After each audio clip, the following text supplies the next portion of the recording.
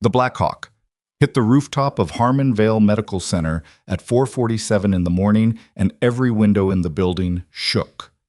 Four soldiers in full combat kit came through the stairwell door like they owned the place.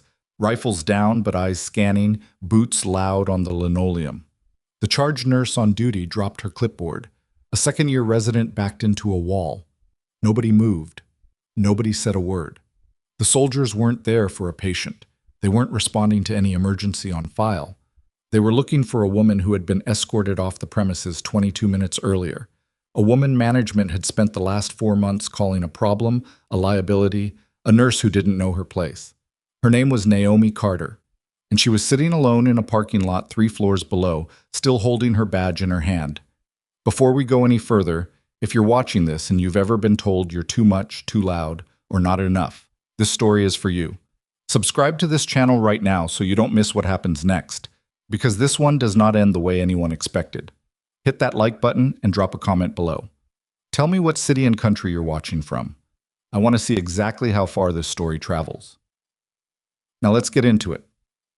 Naomi had taken the job at Harmon Vale on a Tuesday in late October, 14 months before the morning everything collapsed. She'd driven into Callaway, a mid-sized city in eastern Tennessee that was just large enough to have a level 2 trauma center and just small enough that everybody in the medical community knew everybody else's business. The hospital sat on the edge of the older part of downtown, a 7-story concrete building with a newer glass addition bolted onto the south side like an afterthought. The ER occupied the entire ground floor of the original structure. Always busy, always loud, always 3 patients behind where it needed to be. She hadn't told anyone much about herself during the interview. The recruiter had asked about her experience, and she'd given a factual summary. 15 years in nursing, the last 8 in emergency and trauma environments, current TNCC certification, ACLS, ATLS cross-training. The recruiter had nodded along like it was standard. It was not standard, but Naomi had learned a long time ago not to lead with the full picture. People either didn't believe it or they made it weird, and she had neither the patience nor the energy for either reaction. She moved into a 1-bedroom apartment 12 minutes from the hospital, unpacked in a single afternoon, and showed up for her first shift the following Monday. The ER director, a heavy-set man named Dr. Marcus Teal, shook her hand and told her she'd be working with charge nurse Donna Pryor to start. Donna was in her late 40s, capable, a little territorial in the way that experienced nurses sometimes get when they've seen too many newcomers breeze through and then leave. She wasn't unkind. She was careful. There's a difference. Trauma bay assignments rotate weekly, Donna told her on that first shift. You'll start on the medical side until we see how you move. Naomi nodded. She didn't argue. She had learned not to argue about things that would resolve themselves once people saw her work. The first month was uneventful by most standards and instructive in every way that mattered. Naomi watched the rhythms of the department, who made decisions under pressure and who hesitated, which residents were actually good and which ones were performing confidence they didn't have, where the communication broke down between nursing and the attending physicians. She logged it all without writing any of it down. She'd spent years in environments where reading a room accurately was not a professional skill, but a survival one, and she hadn't lost the habit. She also noticed nurse director Linda Marsh.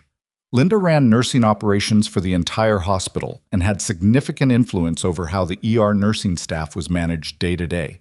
She was organized, presentation polished, and completely in control of how she was perceived by administration. In meetings, she was composed and data-driven. In the hallways, she was warm, collegial, always stopping to ask about people's weekends. But Naomi had watched long enough to see the shape of things underneath the surface. Linda was a person who needed to be the authority in the room, and she was effective at making sure no one around her threatened that position. Naomi wasn't trying to be a threat to anyone. She was trying to do her job. The first real friction came 6 weeks in. A 44-year-old male had come in after a car accident, passenger side impact, complained of chest pain, cleared by the attending, Dr. Victor Sloan, for discharge pending final imaging. Naomi had been triaging in the bay next to him and had caught something in the way the man was breathing. Not the pain response. Something behind it. A quality in the movement of his chest that didn't line up with the X-ray results she'd been handed. She stopped the discharge. Said she wanted a repeat assessment before the patient left. Dr. Sloan Tall, mid-50s, the kind of physician who had been the smartest person in every room he'd ever occupied and had never been asked to doubt that, looked at her like she'd suggested something faintly absurd. "The imaging is clean," he said. "The imaging may not be showing what I'm hearing," she said. "I'd like us to hold him for a CT angio before discharge." There was a pause. Sloan glanced at the chart in his hand, then back at her. "Your assessment is noted," he said, in a tone that meant the opposite. "We'll proceed with discharge." Naomi stepped back. She documented her concern in the nursing notes. Specific language, specific timestamp. Then she went back to her other patients. The man was discharged at 6:14 p.m. He came back through the ambulance bay at 8:40 p.m. in hemodynamic collapse, a traumatic aortic injury that had been missed. They coded him for 11 minutes before getting him to the OR. He survived. Barely. Sloan never mentioned Naomi's note. The event was documented as a delayed presentation, which is technically defensible and also not entirely honest. Naomi said nothing publicly, but she noticed that after that evening, Sloan began signing off on her assessments, a beat slower than he did with others. A pause. A consideration. Not enough to call it respect, but enough to call it something. What she didn't notice, not right away, was that Linda Marsh had noticed the whole thing, and that Linda Marsh did not like what it meant. The next several months developed a texture that Naomi recognized from other environments, though she had hoped not to find it here. There was no single event, no dramatic confrontation. It was smaller than that, incremental, the kind of erosion that only becomes visible when you step back and look at the whole shape of it. Her documentation began getting questioned. Not the clinical content, the formatting. "Too detailed," Linda said in one feedback session. "Creates confusion rather than clarity." Naomi sat across the desk from her and kept her face neutral and asked what specific format would be preferred.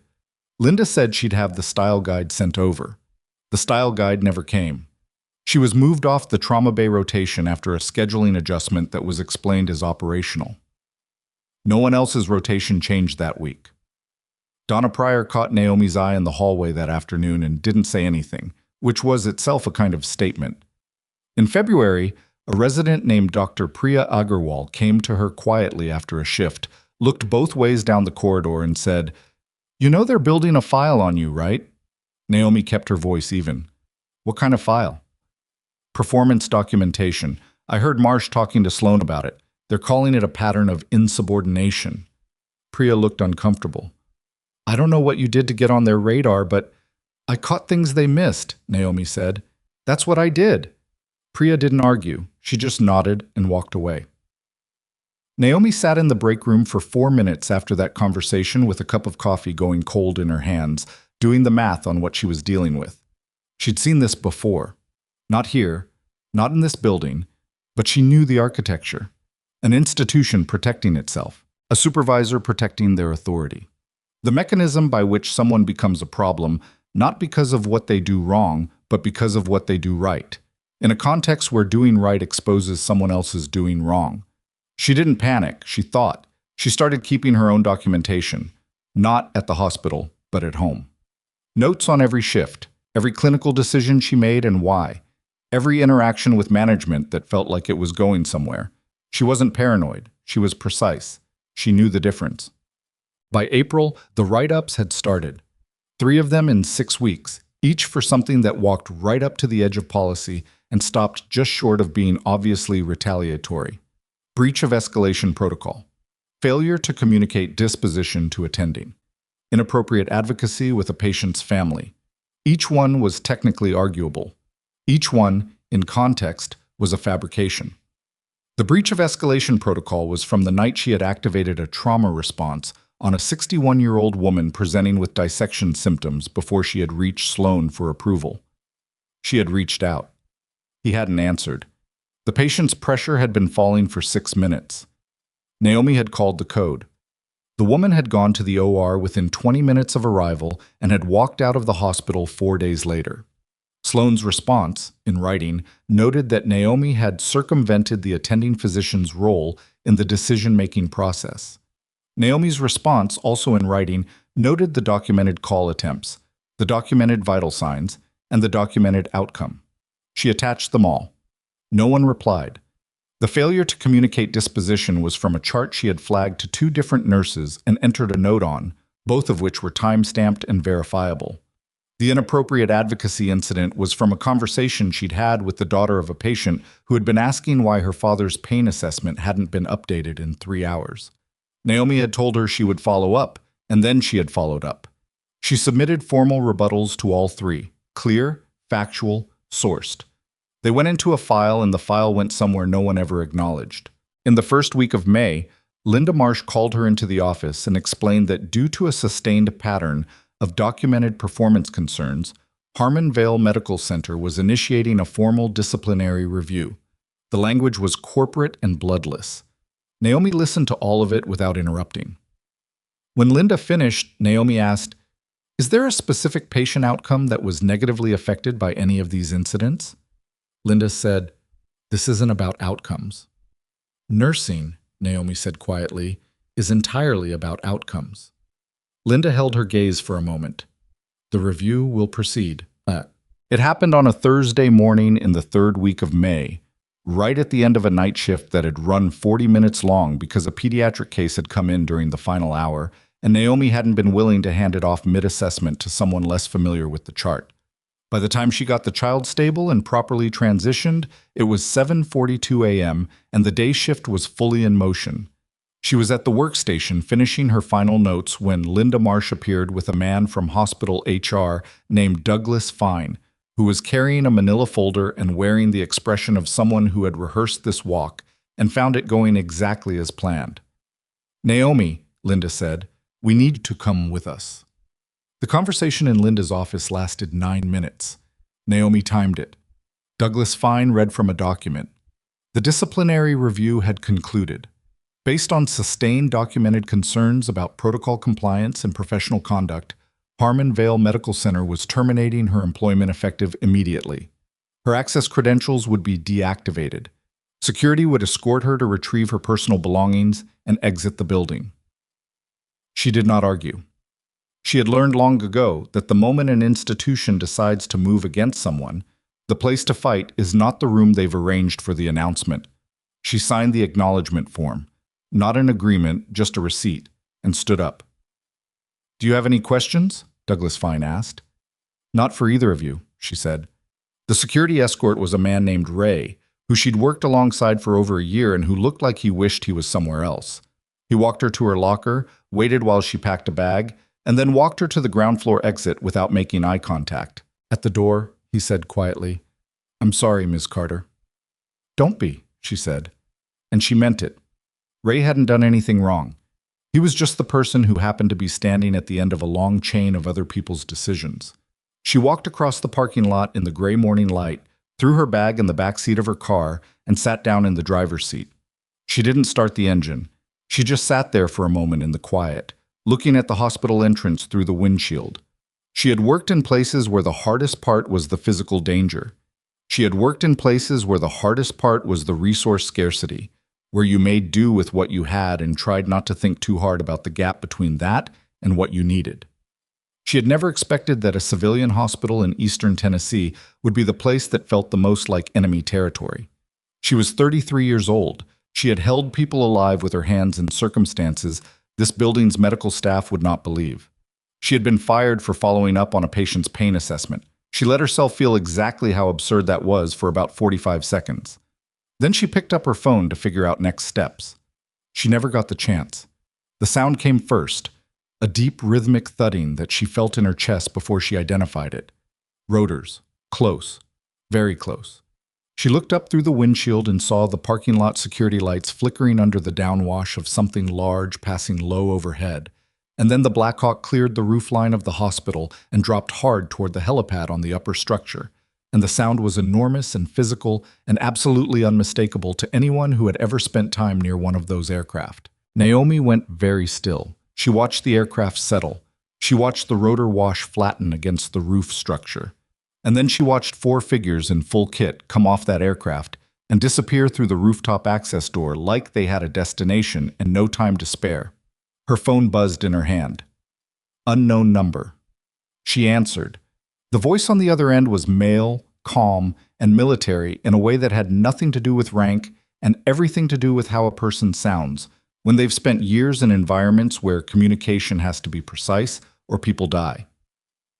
Ms. Carter, this is Staff Sergeant Marcus Webb, 75th Ranger Regiment Attachment, working under Federal Medical Authority tonight. I need to confirm your identity and your current location. Naomi looked at the hospital entrance, then at the roof. I'm in the parking lot, she said. Gray Civic, third row from the entrance. Don't move, he said. We're coming to you. She lowered the phone slowly. The gray morning light was getting brighter. The hospital entrance doors opened, and she saw the four figures come out. Not from the rooftop access, but through the main lobby, because the fastest route down was the elevator, and she knew the layout of this building by reflex. They moved across the parking lot with the particular kind of unhurried urgency that was its own language, and the security guard at the entrance was standing in the doorway watching them with an expression of total bafflement. They stopped in front of her car. The man in front, Staff Sergeant Webb, she assumed, looked directly at her through the windshield, then opened her car door. Not aggressively, carefully. The way you open a door when you need someone to come with you and you want them to choose it. Ma'am, he said, the aircraft is waiting. Naomi looked at him. She looked at the hospital behind him. She thought about the 9-minute meeting and Douglas Fine's folder and the 45 seconds she'd just spent letting herself feel the absurdity of her situation. What's the patient? She asked. Webb's expression didn't change. Critical. Tier 1 asset. Penetrating thoracic trauma. Tension component. Deteriorating on transport. Our trauma surgeon is 2 hours out by ground. We need you now. You have my personnel file, she said. It wasn't a question. We have your full service record, he said, which is why we're here. She reached into the back seat, pulled her bag back into her lap, and got out of the car. She glanced once at the hospital entrance, where she could see Linda Marsh standing just inside the glass doors, visible through the lobby windows, watching with an expression that Naomi couldn't read from this distance and didn't particularly need to. Let's go, she said. She walked across the parking lot toward the helipad access with 4 armed soldiers at her back, and the Blackhawk's rotors began to spin up before she reached the door, and somewhere above them, in the building she'd just been escorted out of, a security camera recorded everything. The rotor wash hit her full in the face the moment she stepped through the rooftop access door, and Naomi lowered her head and moved towards the aircraft the way she'd been trained to move toward aircraft. Fast, crouched, eyes on the deck. One of the soldiers put a hand on her shoulder to guide her, and she shrugged it off, not rudely, just reflexively, because she knew where she was going and didn't need steering. She climbed through the side door, and the crew chief handed her a headset without a word, and she pulled it on, and the sound of the world compressed into rotor noise, and the clean crackle of radio comms, and the Black Hawk lifted before she'd fully settled into the jump seat. Webb sat across from her. In the gray pre-dawn light filtering through the aircraft windows, he looked younger than he'd sounded on the phone. Late 20s, maybe 30, with the kind of stillness that came from having spent a lot of time in situations where moving unnecessarily got people killed. ETA is 19 minutes, he said through the headset. I'll brief you on the way. Start now, she said. He did. The patient was a male operator, age 31, who had taken penetrating trauma to the right chest during an extraction operation approximately 40 minutes ago. He had been stabilized at a forward location and loaded onto a second aircraft for transport to a classified treatment facility outside Callaway, a joint federal medical installation that existed on no public record and served a specific population that required a specific kind of care. The installation had 2 physicians on duty, both qualified, neither with the specific combination of combat trauma experience and surgical improvisation that the patient's current condition was beginning to demand. What's the tension component? She asked. Developing. Last vitals we have, pressures dropping, trachea showing early deviation. How long ago are those vitals? 11 minutes. She did the math in her head and didn't like the result. 11 minutes was a long time for a developing tension pneumothorax. What equipment does the installation have? Full surgical suite, but the surgeon is not who I need right now, she said. I need to know if they have a large bore needle, 14 gauge, and a chest tube setup. Yes to both. Then we have a window, she said. Narrow, but we have one. Webb looked at her for a moment. She couldn't tell if he was reassured or just processing. Either way, he nodded and turned to relay something to the pilot. and Naomi looked out the window at the landscape moving below them in the early morning dark, the highway lights and the scattered glow of rural Tennessee, and she breathed slowly and deliberately and let her mind do what it did when she needed it to do it, which was to clear out everything except the problem directly in front of her. She was good at that. She had not always been good at it. It had taken years and specific circumstances and a great deal of practice under conditions she rarely described to civilians. But she was good at it now, and right now it was the only thing that mattered. She had been 22 when she enlisted, which was older than some and younger than she should have been for the reason she was doing it. Her mother had died in the spring of her junior year of college.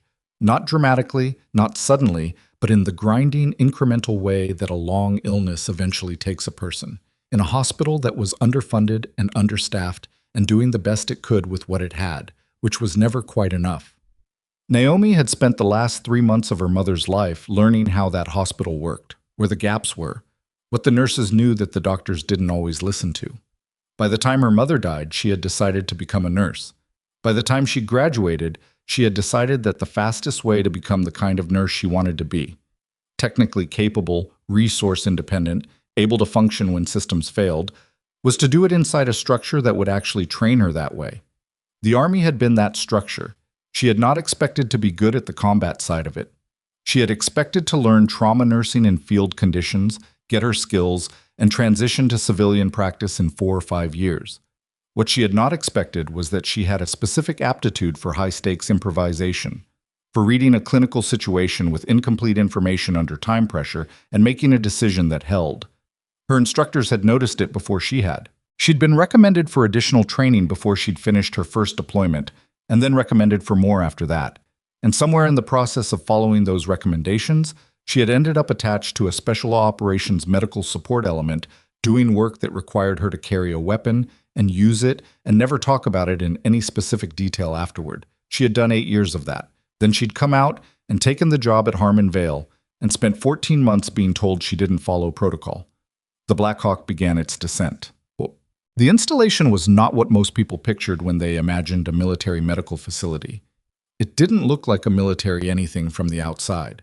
A low, wide building set back from a county road behind a fence line that could have passed for a private agricultural property if you didn't look too carefully at the sensor arrays or the vehicle configuration in the lot. Inside it was different, clean, purposeful, built around function with no concession to comfort or aesthetics. The kind of space that existed to solve problems and didn't care how it looked doing it. They brought her in through a side entrance and down a corridor that smelled like antiseptic and recycled air, and a physician named Dr. Reeves, 40s, compact, with the rapid eye assessment of someone who had been managing a deteriorating patient and was running out of good options, met her at the treatment room door. "You're Carter?" he said. "Yes." "He's been compensating, but the window is closing fast." He pushed the door open. "I've been hesitant to needle without confirmation because his chest wall musculature is abnormal, and I don't want to—" She was already at the bedside. The patient was a large man, easily 6'2", with the kind of physical development that came from years of functional training rather than aesthetics. Dense, practical muscle. Not the kind that photographed well, but the kind that kept a person alive in a fight. I was conscious, which was something, but his breathing was wrong in a way she could see from across the room, and his color had the grayish undertone that meant his body was working hard to compensate for something it was starting to lose the fight against. She put on gloves, put her hands on him, and did in 45 seconds what she needed to do to understand what she was dealing with. Breath sounds, absent on the right, distant on the left. Tracheal deviation, minimal but present and trending. Neck veins flat, which was actually a complicated sign in a patient who might be hypovolemic simultaneously. She checked the wound site, checked the seal, checked what had been done. "Someone already attempted a seal," she said. 15 minutes ago, Reeves said. "It's not holding." "It's not the seal," she said. "The seal is fine. He's got a tension component developing on top of the hemothorax, and the seal is actually contributing to it because it's trapping air that has nowhere to go." She looked up at Reeves. "I need the 14 gauge, and I need the chest tube set up ready because we're going to need to decompress and then drain, and we're going to need to do it in the right order. You want to needle first." "I want to needle first, and I want to do it at the second intercostal, mid-clavicular, And I want someone on that crash cart because when I release the tension, his pressure is going to move fast, and we need to be ready to support it in both directions." Reeves looked at her for exactly 1 second. Then he turned to the nurse behind him and said, "Get the cart up. Let's go." Naomi had done this procedure in a tent. She had done it in the back of a vehicle moving at speed over uneven terrain. She had done it in near darkness with a headlamp and one functional hand because her other hand had been applying pressure to a different wound simultaneously. She had never found it easy. Not the procedure itself, but the moment before it, the breath you took when you understood that what you were about to do was the only thing standing between this person and a very bad outcome, and that there was no one else in this room who was going to do it for you. She took that breath now. Then she did the procedure. The response was immediate. The patient's chest moved differently in the seconds after decompression. The right side beginning to re-expand, the tracheal deviation correcting slowly, the quality of his breathing shifting from the labored mechanical compensation of a compromised chest to something that, while still damaged, was at least working with physics again rather than against it. His blood pressure, which one of the nurses was monitoring continuously, dropped sharply for about 20 seconds and then began to climb. The patient opened his eyes. He looked at the ceiling first. Then, slowly, he turned his head and looked at her. She was setting up the chest tube and didn't stop what she was doing, but she registered the look. He was assessing her the way operators assessed things, quickly, without obvious movement, cataloging. "You the one they called?" he said. His voice was rough and not quite even, but it was present. "Don't talk," she said. "I'll talk if I want to," he said without heat. "Just want to know who's working on me." "Naomi Carter, former 75th Support Attachment. You're going to feel pressure now, and I need you to stay still." He stayed still. The chest tube took 11 minutes, which was not fast but was not slow for the conditions and the complexity of what she was working around. By the end of it, the drainage told her what she needed to know about the hemothorax. Significant but not catastrophic, manageable with proper monitoring and resupply. She stepped back and looked at the full picture and made the calculation about what the next 4 hours needed to look like. "He needs 2 units and continuous monitoring," she said to Reeves. "Drainage every 30 minutes, reassess the tube position at the 1-hour mark. If his pressure stays above 90 systolic and the drainage rate slows, he's going to be okay." Reeves was looking at her with an expression she recognized. Not quite admiration, because medical professionals in high-stakes environments rarely had time for admiration in the moment, but a kind of recalibration, a reassessment. The look of someone updating a prior assessment based on new information. "Where did you do your combat trauma training?" he asked. "Several places," she said. "Can we focus on the patient?" "Right." He turned back to the patient's chart. "Yes, of course." Webb found her 40 minutes later in a small room adjacent to the main corridor that functioned as a break space. A coffee maker, 4 chairs, a table that had seen better decades. She was sitting with a cup of coffee that she hadn't touched, looking at nothing in particular with the kind of stillness that followed an adrenaline drop when your body remembered that it had been awake for over 20 hours. He sat down across from her without asking. "He's stable," Webb said. "I know, I was just there. His team is asking about you." "They can ask Dr. Reeves." Webb put his hands flat on the table. He had a direct way of sitting, no wasted movement. "Ms. Carter, I need to be straightforward with you about something." She looked at him. "When we pulled your file this morning, we weren't pulling a civilian nursing record. We pulled your full service jacket, your 18D cross-training certification, your operational attachments, your commendation record. I know what's in my file. Then you know that what you just did in that room is not something a civilian ER nurse does. Not standard, not protocol, not even close." "I'm aware that it's not standard," she said. "That was also true every other time I've done it." Webb was quiet for a moment. "The hospital that fired you this morning, Harmon Vale. I know where I was fired. They filed a complaint with the Tennessee Board of Nursing 40 minutes ago, concurrent with your termination." He kept his voice level. "Linda Marsh, nursing director. The complaint alleges sustained clinical insubordination, protocol violations, and conduct unbecoming of a licensed professional. It requests an emergency review of your nursing license." Naomi set down her untouched coffee very carefully. She had expected a complaint. She had not expected the speed of it. 40 minutes. That meant the complaint had been drafted before she'd been called into the office. It meant this had been the plan all along, not just to fire her, but to take the license, to make sure she couldn't practice anywhere else and come back as a problem through a different door. It was thorough. She would give Linda Marsh that. "There's more," Webb said. She looked at him. "We have a legal officer attached to this installation. JAG, Federal Jurisdiction. She's been made aware of the situation, and she'd like to speak with you when you're ready." He paused.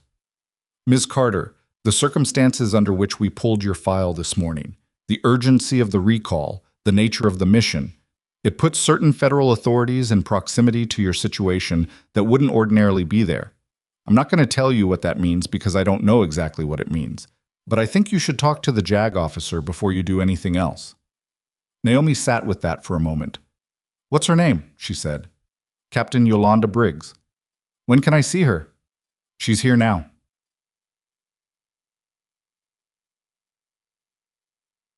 Captain Briggs was not what Naomi had expected, which was itself a reflex she was tired of having, the automatic recalibration when someone didn't fit the shape she'd been primed to anticipate. Briggs was small and precise in her movements. With close-cut natural hair and reading glasses she kept pushing up her nose, and she had the very particular quality of a person who read situations for legal vulnerability, the way Naomi read patients for physiological instability, constantly, automatically, without needing to announce that she was doing it. She had a laptop open on the table between them and a legal pad with handwritten notes, and she started without preamble. "You were terminated this morning at approximately 7:40 a.m. The complaint to the Tennessee board was filed at 8:23. You were transported from the Harmon Vale parking lot under Federal Medical Emergency Authority at approximately 7:59. She looked up over her glasses. "That sequence matters." "I'm listening," Naomi said. "The federal recall that activated your transport this morning is documented under a standing emergency authority that has never been formally suspended. Because when you separated from service, there was a clause in your separation agreement placing you on emergency recall status for a period not to exceed 7 years, renewable by mutual consent. It was renewed." Briggs said this like she was reading a weather report. "Which means that at the moment of your termination, you were technically on federal standby. And the moment the recall was activated, you were operating under federal medical authority." Naomi was very still. "That doesn't undo the termination," Briggs continued. "But it creates a significant complication for anyone arguing that your clinical conduct at Harmon Vale was inappropriate. Because if your clinical judgment was sound enough to activate a federal recall, the argument that the same judgment was chronically deficient and warranted termination becomes," she paused, "legally interesting." "You're saying there's a case." "I'm saying there are multiple cases, and they intersect in ways that I think Harmon Vale's legal team is going to find deeply uncomfortable once they realize what sequence of events this morning has put into the record." Briggs pushed her glasses up again. "I also want to ask you about documentation. Do you have any personal records of the interactions and clinical decisions that were cited in your disciplinary process?" Naomi thought about the notebook at home, the time-stamped notes.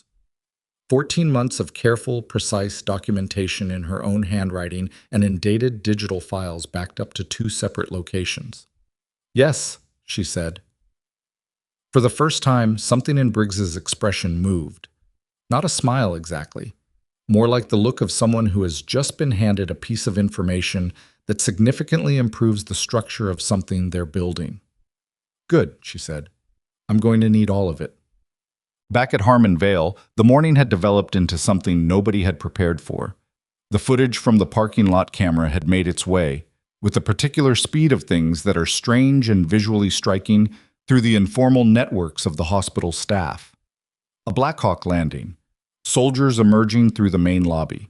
The nurse they'd fired 20 minutes earlier being escorted to the aircraft not in handcuffs or restraints, but with...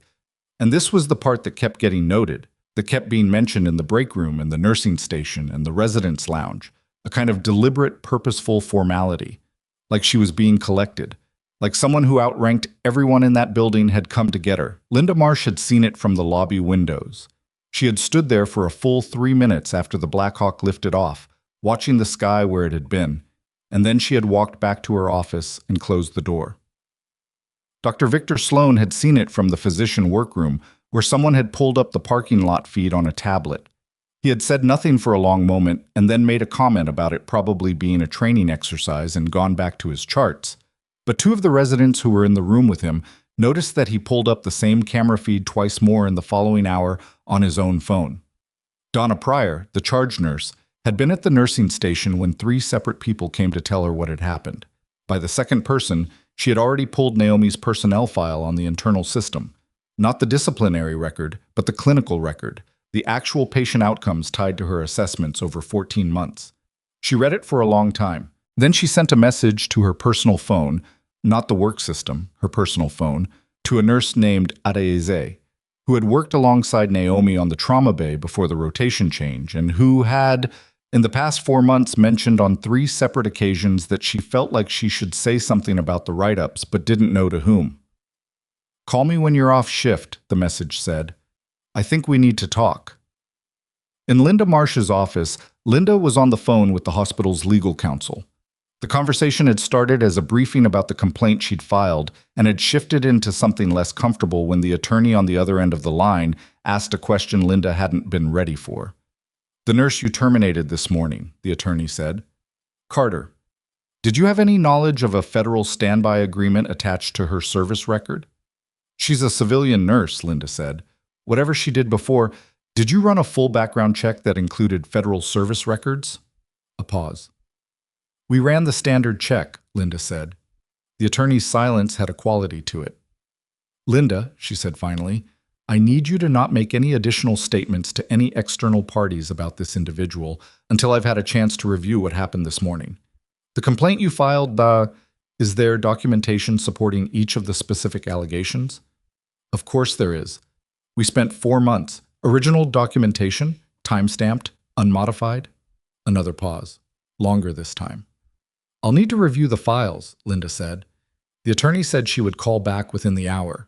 She did not sound like someone who expected that call to be simple. Linda sat at her desk for a long time after hanging up. Through her office window, she could see a slice of the hallway, and beyond that, the nursing station. She could see Donna Pryor at the station, looking at something on a computer screen with the focused, unreadable expression of someone doing careful work. Linda had built this hospital's nursing operation from a mid-tier department into something that ran efficiently, that had metrics, that looked good on the reports that went to administration. She had done that through consistency and control, and through ensuring that the people in her department understood the hierarchy of decision-making and stayed within it. That was not cruelty. That was management. That was how institutions functioned. She had not expected the Black Hawk. She had not expected any of this. She had expected a quiet exit, a complaint that would keep Carter from becoming a problem at another institution, and a return to operational normalcy by the following week. That was the plan. It was a clean plan. It should have been clean. Her computer chimed, an internal message from Douglas Fine in HR, marked urgent. Legal is asking for the original performance documentation files, not the compiled review, the originals. Time-stamped source files. Can you confirm their current location? Linda stared at the message. Her hand stayed very still on the desk, because the answer to that question was complicated in a way she hadn't anticipated needing to explain, and the fact that Douglas Fine was asking it, Douglas, who had sat in that room and read from that folder this morning, meant that the question had already come from somewhere above both of them. She started to type a reply. Stopped. Started again. Outside, the morning light was fully up now, and through her office window she could see the parking lot, where 2 hours ago a Black Hawk helicopter had landed and taken away the woman she had just destroyed. Or thought she had. Her phone rang, unknown number. She picked up. "Miss Marsh?" The voice was female, measured, with the particular precision of someone who chose words not for their warmth, but for their accuracy. "This is Captain Yolanda Briggs, JAG course, operating under federal authority in connection with a medical emergency this morning that involved one of your former employees. I'd like to schedule a time to discuss several matters related to Harmon Vale Medical Center's clinical documentation practices and personnel procedures. Would tomorrow morning work for you?" Linda's mouth was dry. "I'd need to involve our legal counsel," she said. "Of course," Briggs said pleasantly. "Have them contact my office by 5 p.m. today. I'll send the contact information by secure channel." A brief pause. Miss Marsh, I want to be straightforward with you. This conversation is going to happen one way or another. It will be considerably more productive for everyone involved if it happens voluntarily and soon. The line went quiet. Linda set her phone down on the desk. Through the window, Donna Pryor had stopped looking at her computer screen. She was looking at something else now. A piece of paper she was holding carefully, reading with the kind of deliberate attention that meant she wasn't going to put it down until she'd finished. Linda couldn't see what it was from here. She couldn't see the expression on Donna's face clearly enough to read it. But she had a feeling. The cold, specific feeling of someone who has engineered something very carefully and has just heard the first sound of it beginning to come apart. That whatever Donna was reading, it was not going to help her. Down the hall, Dr. Victor Sloan was reviewing a patient chart and not thinking about Naomi Carter, or that was what he would have said if anyone had asked him. What he was actually doing was going through his last 4 months of chart notes with the background attention of a person who has suddenly become aware that documentation he created to protect himself might be looked at by people who are very good at reading documentation for things other than what it said on the surface. He paused on one note. Read it again. Then he opened a new browser window and searched, quietly, for information about federal jurisdiction in civilian medical settings. The results were not reassuring. Meanwhile, 19 minutes away at the federal installation, Naomi Carter was finishing a second cup of coffee and walking.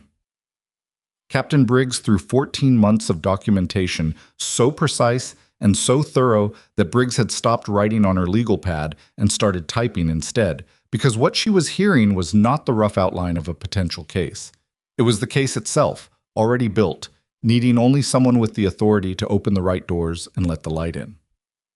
Briggs typed for another 20 minutes after Naomi finished walking her through the last quarter of documentation, and the room was quiet except for the keys and the low hum of the building's ventilation system, and somewhere down the corridor, the steady beeping of monitors from the treatment room where the patient was holding stable. When Briggs finally stopped, she took her glasses off and set them on the table and looked at Naomi directly. I want to ask you something, and I want you to answer it honestly, even if you think the honest answer makes you look bad, she said. Go ahead.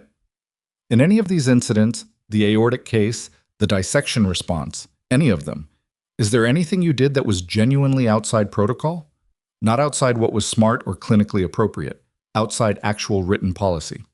Naomi didn't answer immediately, which was itself an answer of a kind. Not evasion, but precision. The kind of pause that meant she was actually considering the question rather than deflecting it. The trauma activation in April, she said finally, I activated without attending approval. The policy requires attending authorization or documented inability to reach attending. I documented the call attempts, but there's an argument that I should have waited one additional cycle before activating. How long would one additional cycle have taken? 4 to 6 minutes. And the patient's condition over those 4 to 6 minutes. She would likely have died, Naomi said. Not dramatically, just factually. Briggs picked her glasses back up, put them on, and made a note. So the one instance where your conduct is technically arguable is the instance where the alternative was a patient death. That's an accurate summary. Good. Briggs closed her laptop. I'm going to be honest with you about what I think is happening here and what I think is going to happen next because I think you've earned that and because I don't have time to be indirect. She folded her hands on the table. What Marsh and Sloan built against you is the kind of institutional retaliation that's extremely common and extremely difficult to prosecute because it's specifically designed to look like normal management. Individually, each piece is defensible. In aggregate, with timestamp documentation showing that each action followed a clinical incident where you were right and they were wrong, it becomes a pattern, and patterns are prosecutable. How long does that take? Naomi asked. Longer than it should, Briggs said, which is why the federal angle matters. I can move faster than a state board or a civilian court. And the nature of this morning's recall, the fact that your federal standby status was active, the fact that you responded and performed at a documented level that directly contradicts every claim in that disciplinary file, creates a record that no one at Harmon Vale was anticipating. Naomi looked at the table for a moment. The patient, she said. What's his name? Briggs was quiet for a half second. I'm not in a position to I'm not asking for his file, I'm asking his name. Another pause. Sergeant First Class Damian Holt. Naomi nodded slowly. the way you nod when you've been given something to hold on to. Is he going to make it? Based on Dr. Reeves's last assessment, yes. Briggs said it without softening it or adding to it, which was the right way to say it. Because of what you did in that room. Naomi stood up. Then let's get to work, she said. Us.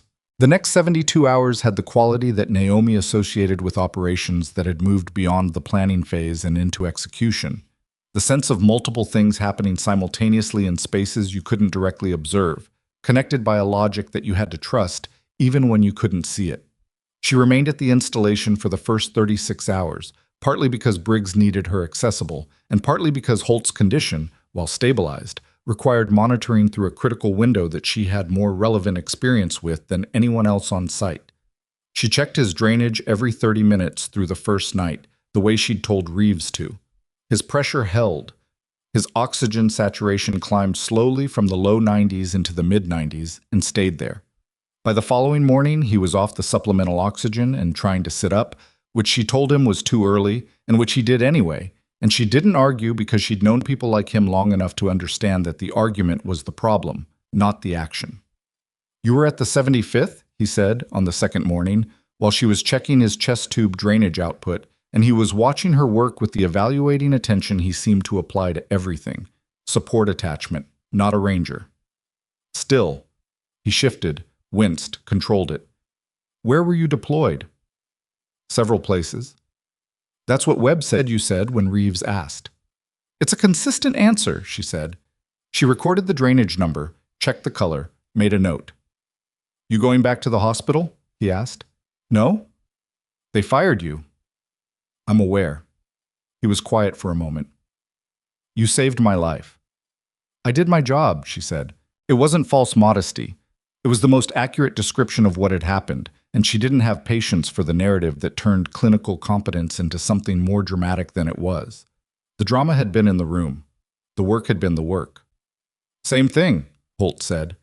She finished her notes and looked at him. He was watching her with something that wasn't quite gratitude, or it was gratitude, but underneath it was a recognition, the specific look of someone who has been in enough serious situations to know what it looks like when the person across from them is the real thing. Get some sleep, she said. You've got a long recovery. I know. He closed his eyes. Carter. Yeah. Whatever they said about you at that hospital, they were wrong. She picked up her chart and walked to the door. I know that too, she said. Briggs called her at 7:40 the following morning with the first substantive update, and the information had the shape of something that had been anticipated but still landed with weight when it arrived in specific form. The Tennessee Board of Nursing had received the complaint filed by Linda Marsh.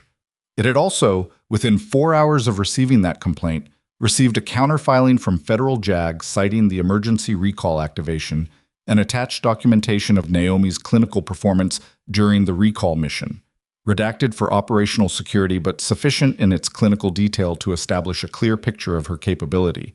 The board had placed the complaint in a status that Briggs described as active review pending additional documentation, which in practical terms meant they were not moving against the license while the federal involvement was being sorted. That's the good news, Briggs said. What's the other news? Naomi asked. Marsh's attorney contacted my office last night. They're characterizing the complaint as a standard personnel matter unrelated to the recall and arguing that federal jurisdiction doesn't extend to civilian employment decisions. A pause. They're not entirely wrong about the jurisdictional argument. Where they are wrong is in thinking that jurisdictional argument is the only fight available to us.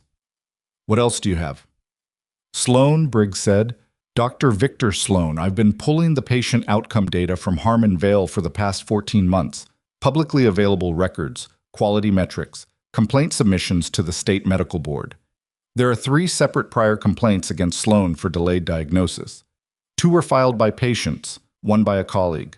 All 3 were resolved internally without formal action. Naomi sat down. The aortic case, she said. The man who came back in hemodynamic collapse. His family filed an informal grievance 6 weeks after the incident. It was routed to hospital administration, reviewed by Sloan's department, and closed with a finding of no negligence. Briggs's voice was even. The closing documentation is signed by Linda Marsh. The shape of it was so clear that Naomi almost wanted to say she should have seen it sooner, except she had seen it. She had understood months ago what she was dealing with. The problem had never been seeing it. The problem had been having enough formal leverage to do something about it. Now, there was leverage. "The family," she said. "Are they represented?" "They are now," Briggs said. "A plaintiff's attorney in Knoxville made contact with them yesterday afternoon. I can't speak to how that happened." Naomi did not ask. There were things that moved in systems adjacent to formal process that she had learned not to interrogate too directly. "What do you need from me today?" "Your documentation, all of it, physically. I'm sending someone to your apartment this afternoon to collect it." "I'll be there," Naomi said. She drove back to Callaway in her own car, which Webb had arranged to have moved from the Harmonvale parking lot to the installation at some point during the previous night, without anyone explaining exactly how or exactly when, and she appreciated the efficiency of it without examining it too carefully. The morning was clear and already warm, the kind of Tennessee spring morning that was genuinely beautiful if you were in a position to notice it, and she found that she was, which surprised her slightly. She had expected to feel worse than she did. She felt tired. She felt the specific bone-deep fatigue of someone who had been operating at high intensity for too many consecutive hours. But underneath the fatigue was something she hadn't felt in months, which was the absence of the particular low-level dread that had accompanied every shift at Harmonvale for the past quarter year, the knowledge that she was doing the right thing in an environment specifically constructed to punish her for it. That environment was beginning to collapse. She could feel the shape of it, the way she could feel the structure of a clinical situation, even when she couldn't see all the components yet. She got home, made coffee, and sat down at her kitchen table to wait for Briggs's courier. Her phone rang 6 minutes later. Not Briggs. Not Webb. A number she recognized as belonging to Donna Pryor. She looked at it for one ring. Then she answered. "Donna," she said. "Naomi." Donna's voice had the careful quality of someone navigating a terrain they weren't certain of. I know you probably don't want to hear from anyone at the hospital right now." "I'm listening," Naomi said, which was not the same thing as agreement, but was an invitation to continue. "I went through your clinical record yesterday, the actual outcomes record, not the disciplinary file." A pause. "I should have done it sooner. I want you to know that I know that." Naomi said nothing. "There are people here who are willing to make statements," Donna said, "official statements, about what they witnessed over the past 14 months, about specific incidents that were documented in ways that don't reflect what actually happened." Her voice was steady, but effortful. "I'm one of them. I have 2 others confirmed, and I think there are more. I wanted to ask how to make that happen, who to contact, how to submit it formally." Naomi wrote down Briggs's contact information on a piece of paper and read it over the phone. "Captain Briggs will tell you what format she needs," she said. "Timestamps, specific incidents, your full name and professional credentials. Don't edit for what you think is relevant. Let her determine that." "Okay." A pause. "Naomi, I should have talked to Briggs," Naomi said, not unkindly. But she didn't have the capacity right now for the emotional architecture of other people's guilt, and Donna was practical enough to understand that. "Right," Donna said. "Thank you." They hung up. Naomi drank her coffee and looked out the window at the street. At Harmonvale, the morning of the 3rd day was developing differently from any morning in recent institutional memory, and the difference was visible in the way people moved through the building, faster than usual, and in the particular direction of wherever the most information was concentrated at any given moment. The story had broken publicly the night before. Not the full story, not the operational details, not anything specific about the federal installation or the mission, but a local news station had obtained the parking lot footage and had paired it with public records of the termination and the nursing board complaint and had produced a segment that was, by the standards of local Tennessee television news, explosive. The segment identified Naomi Carter as a former military medical specialist whose nursing license complaint had been filed the same morning she was recalled under federal authority for an emergency medical mission. It asked, in the particular rhetorical structure of local news that wants to make a point while maintaining deniability, what it meant when a hospital fired a nurse at the same moment the federal government needed her badly enough to send a military aircraft to retrieve her. The segment ran at 11 p.m. and was shared 40,000 times before midnight. By morning, the story had been picked up by 2 national outlets and was being described in their framing as an investigation into institutional retaliation against a decorated military medical veteran. Neither outlet had the full picture. Both had enough of it to be damaging to anyone whose name appeared in the reporting in proximity to the word fired. Linda Marsh had not slept. She had been on the phone with her attorney until 1 in the morning and had been awake since 4, sitting in her home kitchen with a cup of tea that was cold, going through the same calculation she'd been going through since the moment she'd seen that Blackhawk lift off the hospital roof. Looking for the version of this sequence of events where she came out positioned defensively. Finding her attorney had told her to say nothing publicly, she was following that instruction. But saying nothing publicly and saying nothing internally were different things, and the hospital administration had scheduled an emergency meeting for 9 a.m. that she was required to attend, and she did not know what that meeting was going to look like from the inside. She found out at 9:03. The meeting had the structure of a formal review rather than a management discussion. The chief executive officer, the chief medical officer, 2 members of the hospital board, and the hospital's external legal counsel, who was a woman from Nashville that Linda had never met, and who had the air of someone brought in specifically for situations that the regular legal team wasn't equipped to contain. The external counsel's name was Patricia Waverly, and she opened the meeting by stating that she was there at the board's request to conduct an independent review of the events of the preceding 3 days and the institutional practices that preceded them. She then asked Linda Marsh a series of questions. The questions were specific, sequenced, and thorough in the way that questions become when the person asking them has already reviewed the answers in documentary form and is now determining whether the person across from them will tell the truth or something adjacent to it. What was the basis for the formal disciplinary review initiated against Naomi Carter? What was the source documentation for the 3 written citations issued in April and May? Who had reviewed and approved the complaint filed to the Tennessee Board of Nursing? Had Linda reviewed Carter's clinical outcome record in the 14 months preceding the termination? At what point had she been informed of Carter's prior military service? Linda answered each question with the careful language of someone who was aware that every word was being noted. She was not evasive. Evasion, she understood, would make things worse. And Patricia Waverly looked like someone who found evasion operationally useful. She was precise. She was measured. But precision and measurement could only go so far when the underlying facts were what they were. Dr. Victor Sloan attended the same meeting. He had been asked to attend separately, and he and Linda had not spoken before or during. They sat on opposite sides of the conference table, which Sloan noted with the specific awareness of someone who understood that the geometry of a room sometimes communicated things that hadn't yet been said out loud. He was asked about the aortic case. He was asked about Carter's documented clinical warnings and the timeline of the patient's deterioration and return. He was asked about the April trauma activation and whether he had reviewed Carter's call log prior to filing the citation. He had reviewed it. He said so. He had concluded that the documentation of call attempts was insufficient under the policy framework as he understood it. Waverly asked him to describe that policy framework in specific terms. He did. She then read him the relevant policy language verbatim, which differed from his description in 2 specific ways that were not small. There was a silence in the room. "Dr. Sloan," Waverly said, in a voice that had not changed register once during the entire meeting, "I want to make sure I understand your position. Your reading of the escalation protocol led you to file a disciplinary citation against a nurse whose actions, under the plain language of the written policy, appear to have been compliant. Is that correct?" Sloan said he would need to review the document further before responding to that characterization.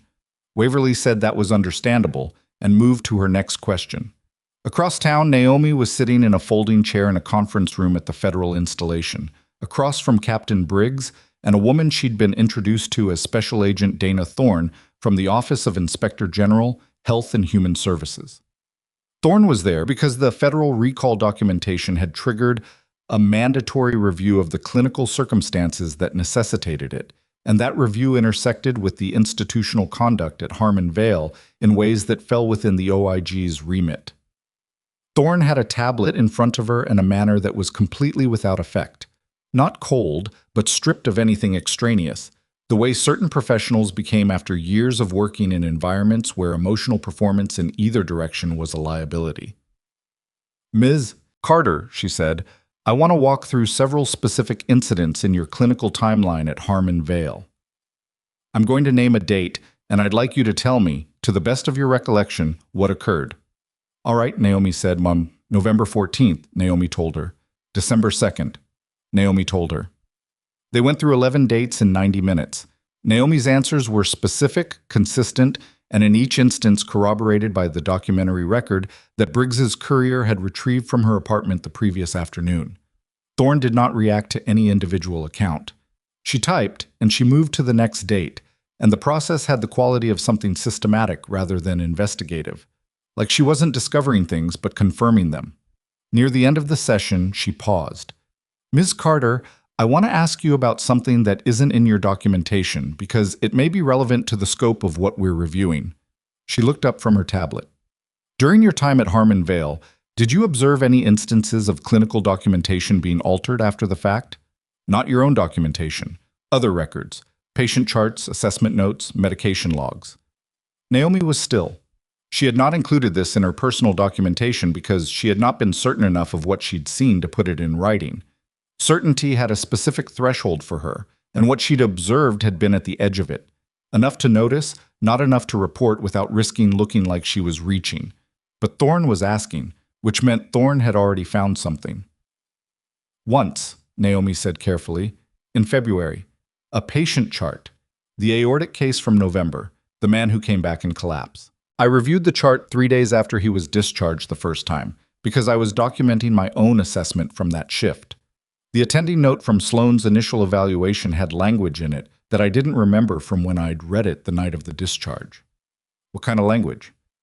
Notations suggesting he had counseled the patient on return precautions related to cardiovascular symptoms. Specific language about return precautions. She kept her voice level. I didn't write down what I remembered from the original note. I wasn't certain enough of the precise wording, but the additions, if they were additions, would have been clinically significant in the context of a post-discharge adverse event. Thorne was typing. She did not look up. Did you report this observation at the time? No, I wasn't certain enough. But you're describing it now. You asked a specific question, Naomi said. I'm giving you a specific answer. Thorne finished typing and looked at her. We have IT metadata from Harmon Vale's electronic records system, subpoenaed this morning. She said it the way you'd say you'd found a parking spot. The metadata shows edit timestamps on Dr. Sloane's assessment note for the November patient. The note was modified 9 days after the original entry. The room was quiet. The modification was made from Dr. Sloane's login credentials, Thorne said, at 11:47 p.m. on a Sunday. Naomi looked at the table, then at Thorne. That's not a clinical correction, she said. No, Thorne said. It is not. The news reached Harmon Vale's administrative meeting at 11:22 a.m. in the form of a call to Patricia Waverly's cell phone, which she stepped out to take and returned from 4 minutes later with an expression that had not changed because she was a person who had trained her expression not to change, but something in the pace of her movement. When she sat back down, told Linda Marsh that whatever had just happened was not a development in Linda's favor. Waverly set her phone face down on the table and looked at the CEO. I need to pause this meeting briefly, she said, and speak with Dr. Sloane and his personal legal representation before we continue. I'd recommend that Dr. Sloane contact that representation immediately. She turned to look at Sloane directly. Victor, I mean now, not after the meeting. Now. Sloane's face did something complicated. Why? He said. Because the scope of this review has expanded, Waverly said, in a direction that affects you specifically in a way that is no longer an employment matter. The room absorbed that. Linda Marsh looked at Victor Sloane across the conference table. He was looking at the surface in front of him with the expression of someone doing very fast math on a problem that had suddenly become much larger than the one he'd thought he was solving. He took out his phone. His hands were not quite steady. Down the hall, in the records department, 2 hospital employees who had been quietly cooperative with an informal internal audit for the past 48 hours were now sitting across from a state health department investigator who had arrived that morning with documentation authority and an unhurried manner that suggested she planned to be there for a while. One of the employees, a woman named Renata, who had worked in records for 6 years and who had been increasingly uncomfortable with certain requests she'd received over the past several months, had brought a folder of her own. She set it on the desk between them and said, "I kept copies." The investigator looked at the folder, then at Renata. "Of what?" "Requests I received to pull specific charts for review," Renata said, "and the dates those requests came in, and the dates the charts were subsequently modified according to the access logs." She had her hands flat on her knees. She'd been sitting like that since the investigator arrived, like someone who had been waiting to put something down for a long time. "I didn't know what to do with it. I want to do something with it now." The investigator opened the folder. Meanwhile, in a patient recovery room at the federal installation, Sergeant First Class Damian Holt was sitting up in bed with a tablet on his lap, watching the news coverage of the Harmon Vale story. His chest hurt when he breathed too deeply, and he was running a mild fever that Reeves said was normal for the second day post-procedure, and that felt deeply annoying regardless. He watched the segment twice, watched the parking lot footage, the Blackhawk, the soldiers, the woman in the gray morning light walking across the asphalt. Webb came in at some point and stood at the foot of the bed. "She know this is running?" Holt asked, without taking his eyes off the tablet. "I don't know," Webb said. "Someone should tell her." "She's in a meeting with OIG and JAG simultaneously. I'm not interrupting that." Holt looked at the footage again. The woman walking. The way she moved. Not hurrying, not performing anything, just moving with the direct economy of someone who knew where they were going and had decided to go there. "She's going to be all right," he said. It wasn't quite a question. Webb looked at the tablet. "Yeah," he said. "I think she is." At that moment, Naomi's phone buzzed on the conference table in front of her. She glanced at it. A notification. A news alert, the local station, the story. She turned it face down without reading it and looked back at Thorne. "What else do you need from me?" she asked. Thorne had closed her tablet. She was looking at Naomi with the same flat, unreadable attention she'd applied to the entire session. But there was something underneath it now that hadn't been there before, or that Naomi was only now positioned to notice. "I have what I need from you for today," Thorne said. "I want to prepare you for something, though. The medical record tampering. If the metadata supports what we believe it supports, this moves from a civil employment matter to a criminal referral. That process takes time, it will not feel fast, and it will involve a period where you are in an uncomfortable position publicly before the formal outcomes are documented." "I understand," Naomi said. "I want to make sure you understand what that means specifically," Thorne said. "There will be a window, potentially weeks, where the complaint against your license is still technically active, where Harmon Vale's official position is still that your termination was justified, and where the public record is incomplete. That window will be uncomfortable." "I've been in uncomfortable positions," Naomi said. "I know," Thorne said. "I've read your service record." She closed her folder and stacked it with her other documents, and then looked at Naomi one more time. Not the professional assessment look, but something briefer and more direct. "The instinct to document everything," she said. "To keep your own record, maintain your own timestamps, preserve everything even when you weren't sure you'd ever use it." She paused. "That's what made this case. Not what we found, what you kept." Naomi didn't respond to that because there wasn't anything to say to it that wasn't either agreement or deflection, and she didn't feel like deflecting. She was gathering her things to leave when Briggs's phone rang. Briggs answered it, listened for approximately 45 seconds, and then said, "Hold on," and looked at Naomi. "Sloan's attorney just made contact with the hospital's external counsel," she said. "He's requesting a cooperation agreement." The room was very still. "Already?" Naomi said. "The metadata," Briggs said. "When someone knows that kind of evidence exists, they don't wait." She was watching Naomi's face. "This is good news. It means the criminal referral is already real enough that his attorney is moving before it's formally filed." "What does cooperation mean?" "It means he tells them everything he knows," Briggs said, "about the documentation, about the disciplinary process, about who knew what and when." She paused. "About Linda Marsh." Naomi set her bag down. She looked at the wall for a moment. Not at anything specific, just the wall, the plain institutional surface of it, while she processed what it meant for the shape of things to have shifted this far, this fast. She thought about the 9-minute meeting, Douglas Fine's folder, the security escort, and Ray's face, and walking out into the gray morning with her badge still in her hand. She thought about Linda Marsh standing at the lobby window, watching the Black Hawk lift off with an expression Naomi hadn't been able to read at that distance. She thought about 14 months of saving patients in a building that had spent those same 14 months building a case to destroy her. "When does he need an answer?" she said. "The cooperation request?" Briggs said. "That's not your decision. That's the OIG's and the federal prosecutor's office, if it gets referred." "Has it been referred?" Briggs looked at Thorne. Thorne was looking at her phone. She had received a message in the last 30 seconds that had caused a very small shift in her expression, the first visible shift in the entire meeting. Not surprise. Something more like confirmation. She looked up. "As of 11 minutes ago," she said. "Yes."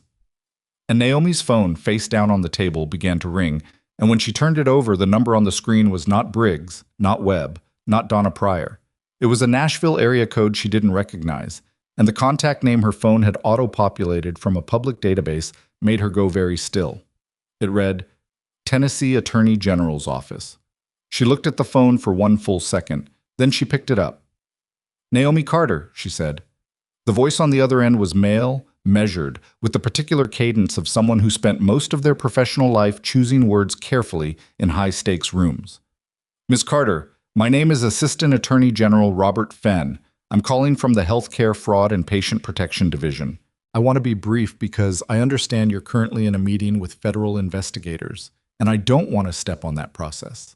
But I did want to make direct contact with you today because the referral we received this morning has moved this office into an active posture, and I want you to know that before you see it in the news." Naomi looked at Briggs across the table. Briggs was watching her. "What does active posture mean in practical terms?" Naomi said. "It means we have opened a formal investigation into clinical documentation practices at Harmonvale Medical Center," Fenn said. "It means we are coordinating with the OIG and with federal JAG. And it means that the complaint filed against your nursing license is now part of a broader evidentiary record that we are actively reviewing for potential obstruction." "The complaint itself," Naomi said, "not just the conduct the complaint alleges." "Correct." A pause. "Ms. Carter, I want to ask you one direct question, and I'd like a direct answer." "Go ahead." "Is there anything you haven't told the federal investigators today that you believe is relevant to this matter?" She thought about that for exactly the length of time it took to be honest about it. "No," she said. "I gave them everything." "Good," Fenn said. "We'll be in touch through Captain Briggs's office. I wanted you to hear this directly." He ended the call. Naomi set the phone down on the table and looked at it for a moment, the way you look at something after it has just changed the shape of the situation you're in. "AG's office," she said to Briggs. It wasn't a question. "I heard," Briggs said. She had the expression of someone whose plan is proceeding but who is not naive enough to feel comfortable about it yet. "The obstruction angle is significant.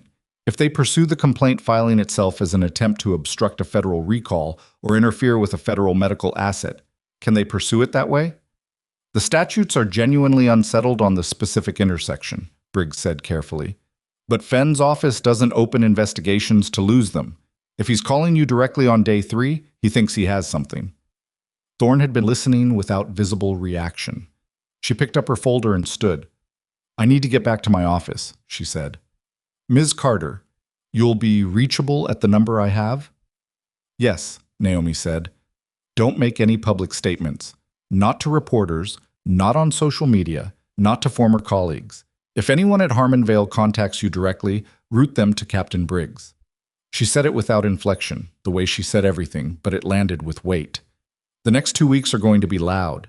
The best thing you can do is be very quiet in the middle of it." "I can do that," Naomi said. Thorne nodded once and left. Naomi sat in the empty conference room for a few minutes after everyone else had gone, with her hands flat on the table and the particular silence of a building that was doing serious work behind its walls. She was tired in a way that had moved past the physical into something more structural.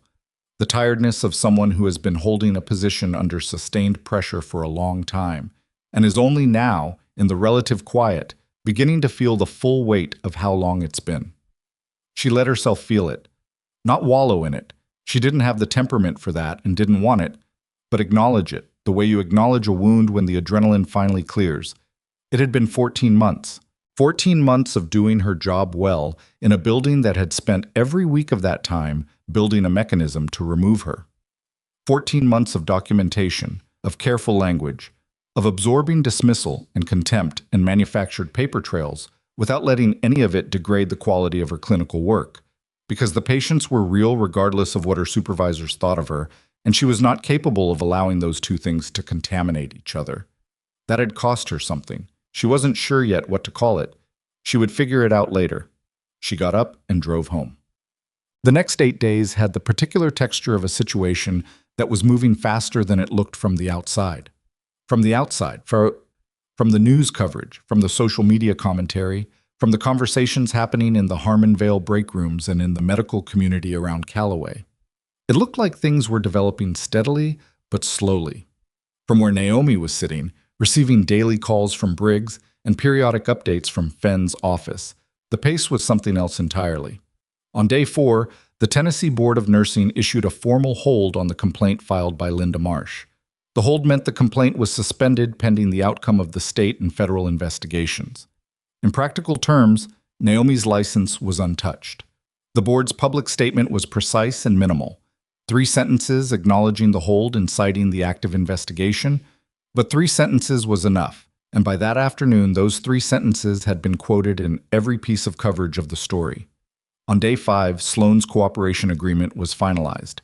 Briggs told her about it in a phone call that lasted 12 minutes, and what the cooperation agreement contained was more than Naomi had expected, not because she'd underestimated Sloan's exposure, but because the scope of what he disclosed extended beyond the incidents she'd documented and into a pattern of institutional practice that had predated her arrival at Harmonvale by nearly 3 years. The medical record tampering was not limited to the aortic case. There were 4 additional instances identified in the metadata review, spanning 18 months, in which chart documentation had been modified after adverse events or patient complaints. 3 of those modifications bore Sloan's login credentials. The 4th bore a credential that belonged to a records administrator who no longer worked at the hospital and who, it turned out, had resigned abruptly 14 months ago, 2 weeks after Naomi had been hired. Sloan's cooperation statement described a system in which post-event documentation review was an informal but understood practice within the department, a way of ensuring that the hospital's liability exposure from adverse outcomes was minimized before complaints reached external review. He described Linda Marsh as the person who had established and enforced that practice. He described 3 other physicians who had participated in it. He described the process by which documentation review requests were communicated, the channel through which they flowed, and the understanding, never stated explicitly but never needing to be, of what the requests meant and why they were made. He also, and this was the part that surprised Naomi, not in contempt, but in directness, described his decision to initiate the disciplinary process against her as motivated in part by the November aortic case. He said that her nursing notes from that shift, which had documented her assessment and her concern before the patient's deterioration, created a record that he believed could be used against him in any subsequent review of the case. He had, he said, hoped that building a documented history of performance concerns against her would reduce the credibility of those notes if they were ever reviewed in a formal setting. Naomi sat with that for a while after Briggs finished telling her. "He said that?" she said. "In a formal cooperation statement?" "In a formal cooperation statement, yes. That's a confession," she said. "It's a cooperation statement," Briggs said, "which is a document designed to exchange information for consideration. But yes, in practical terms, it describes retaliatory conduct in explicit detail." She was quiet for a moment. Then, "What about Marsh?" "Marsh has not cooperated," Briggs said. "Her attorney is still in communication with Waverly's team and with the AG's office, but she has not submitted a statement and she has not agreed to an interview." "What does that mean for her?" "It means she's gambling that Sloan's statement alone isn't sufficient and that other witnesses won't corroborate." A pause. "It's not a good gamble given what Donna Pryor has submitted and what we have from the records department, but it's the gamble she's making." Naomi thought about Linda Marsh at her office desk, with her organized files and her presentation-polished manner and her system for ensuring that the hierarchy of her department was never in doubt. She thought about what it looked like when a person who had built their entire professional identity around control discovered that control was not the same thing as power when the right questions were being asked by the right people. "She'll cooperate eventually," Naomi said. "Probably," Briggs said. "But the timing matters. The people who cooperate first get the consideration. The ones who wait get what's left." Day 7 was when it went national. Not the local news, not the regional pickup, national. A major network morning program ran an 11-minute segment that included interviews with 2 former Harmon Vale nurses who had submitted statements to the investigation, a legal analyst who explained the federal jurisdiction question in terms that were mostly accurate, and a medical ethics professor from Vanderbilt who described the pattern of conduct at the hospital as representing a systemic failure of institutional accountability. The segment identified Naomi by name and included her military service record, which was public to the extent that any honorable discharge record was public, and which was described by the anchor as decorated. It also included, briefly, the parking lot footage, the Black Hawk, the soldiers, the gray morning. By noon, the segment had been viewed 4 million times. By 3 in the afternoon, Harmon Vale had issued a public statement through their external communications firm. The statement acknowledged that the hospital was cooperating fully with all relevant investigations, expressed commitment to patient safety and clinical integrity, and stated that the hospital took all allegations of improper conduct seriously. It said nothing specific about Naomi Carter, which was almost certainly on legal advice, and it said nothing specific about Marsh or Sloan, which was definitely on legal advice. It was the statement of an institution that knew it was in trouble and was trying to perform cooperation without admitting anything that would be useful to the people investigating them. Patricia Waverly had probably written it herself, or approved it, and it was professionally constructed and would satisfy no one. By 5 p.m., a second statement, this one from the hospital board, not the administration, announced that Dr. Victor Sloan had been placed on immediate administrative leave pending the outcome of the investigation, and that the chief nursing officer position currently held by Linda Marsh was under internal review. The statement used the phrase "placed on leave" for Sloan and "under review" for Marsh, which was a meaningful distinction that the people paying close attention understood immediately. Sloan's fate was already decided. Marsh was still being negotiated. Donna Pryor called Naomi that evening. Naomi answered. "The floor is different today," Donna said, without preamble. There was noise behind her, the ambient sound of someone calling from outside, probably the parking lot. "I don't know how to describe it exactly. It's like people are moving differently, like something that was pressing down on everyone lifted a little." "How are the nurses handling it?" Naomi asked. "Some of them are scared," Donna said honestly. "They gave statements, and now they're wondering if there are consequences for that." "There can't be," Naomi said. "They're protected witnesses in an active state and federal investigation. Anyone who retaliates against them is adding to the charge sheet." "I know. I've told them that. Some of them believe it more than others." A pause. "Arayes submitted her statement yesterday. 7 pages. She remembered things I'd forgotten about." Naomi didn't say anything for a moment. She was sitting at her kitchen table in the evening quiet, the same table where she'd sat 8 days ago waiting for Briggs's courier, and the distance between that morning and this evening felt much longer than 8 days, and also much shorter. "Tell them," she said, "that the best protection they have right now is the same protection they always had. Their own documentation, their own integrity. The record they've built by doing their jobs right." She paused. "That's not nothing. That never was." Donna was quiet for a moment. "I know," she said. I wish we'd said that out loud before." "Yeah," Naomi said. "Me too." On day 9, Linda Marsh made a decision. She made it at 7:40 in the morning, sitting in her attorney's office in downtown Callaway, a clean corporate space that she had now visited 4 times in 8 days, and that she was beginning to associate with the specific sensation of her options becoming fewer.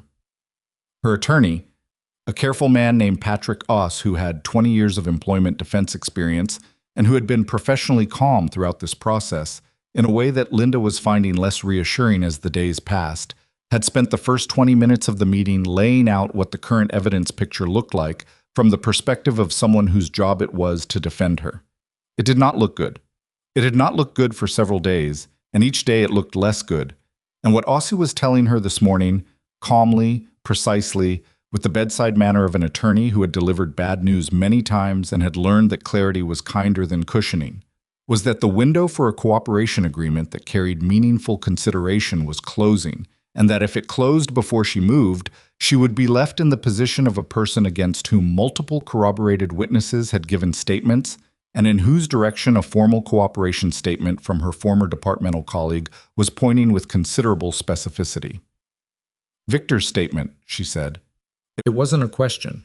She'd known since day 5 that it existed and had been deliberately not asking about its contents, which had been, she understood now, a form of magical thinking. His statement places you as the architect of the documentation review practice, O.C. said. It's specific about dates, about communications, about the channel. 3 of the other physicians he named have already been interviewed. He paused. 2 of them have made statements corroborating his account. Linda sat with that. She had built the documentation review practice because the alternative was exposing the hospital to liability that would have been, in her professional judgment, disproportionate to the actual harm caused by the incidents in question. She had not invented it. It had existed in informal form before she arrived, a loose understanding that certain records were reviewed before external parties accessed them. She had formalized it, made it consistent, made it work efficiently. She had believed for years that this was something every hospital did in some form, that the difference between her system and other institutions' systems was simply that hers was organized. She was not entirely wrong about that. But being partly right about an industry-wide problem was not a defense when your name was the one on the cooperation statement. What are the terms? She said. O.C. told her. She listened to all of it. Then she said, and if I don't? He told her that too. Same calm voice, same clear language. She looked at her hands on the surface of the conference table. She was 61 years old. She had spent 34 years in nursing administration. She had built departments, supervised staff through crises, managed budgets, navigated the impossible economics of healthcare institutions that were perpetually under-resourced and over-demanded. She had done things she was proud of, and things she would have done differently in retrospect, and 1 or 2 things she had told herself at the time were necessary that she was less certain about now. She had not expected this to be how it ended. Tell them I'll cooperate, she said. Oh. Naomi found out about Marcia's decision the same way she found out about most things in the investigation, from Briggs, in a phone call, delivered with the precise minimal affect of someone reporting a development rather than editorializing about it. The call came at 11:40 a.m. while Naomi was grocery shopping, which struck her afterward as exactly the right circumstance for receiving significant news. Ordinary surroundings, no ceremony, life proceeding normally around a moment that felt like it should have been louder. She stood in the cereal aisle and listened to Briggs and said, "Okay," when Briggs finished. "There will be a period," Briggs said, "after Marcia's statement is formalized, where the AG's office will be consolidating testimony and the investigation will be less visible publicly. Things will seem quiet. That's not the same as slow." "I understand," Naomi said. "How are you doing?" Briggs asked. It was the first time in 10 days she'd asked that, and the directness of it coming from Briggs carried more weight than it might have from someone who asked it more often. "I'm buying groceries," Naomi said. A brief silence. "That's not really what I asked." "I know." She looked at the shelf in front of her without seeing it. "I'm okay. I'm tired, and I'm okay." "The board hold becomes permanent suspension of the complaint in approximately 2 weeks," Briggs said, "pending formal review outcome, which means in 2 weeks, the complaint against your license is functionally dead. I want you to know that." "Thank you," Naomi said. She finished her shopping and drove home and put the groceries away, and then sat down at her kitchen table and did not do anything for about 20 minutes. Not processing, not planning, just sitting in the quiet of her apartment on a Tuesday morning in spring, while multiple institutions were doing significant things to other people because of the 14 months she'd spent doing her job. It was strange. Not bad strange, just strange. Her phone rang. Webb. "How's Holt?" she said when she answered. "He asked me to give you his personal number," Webb said.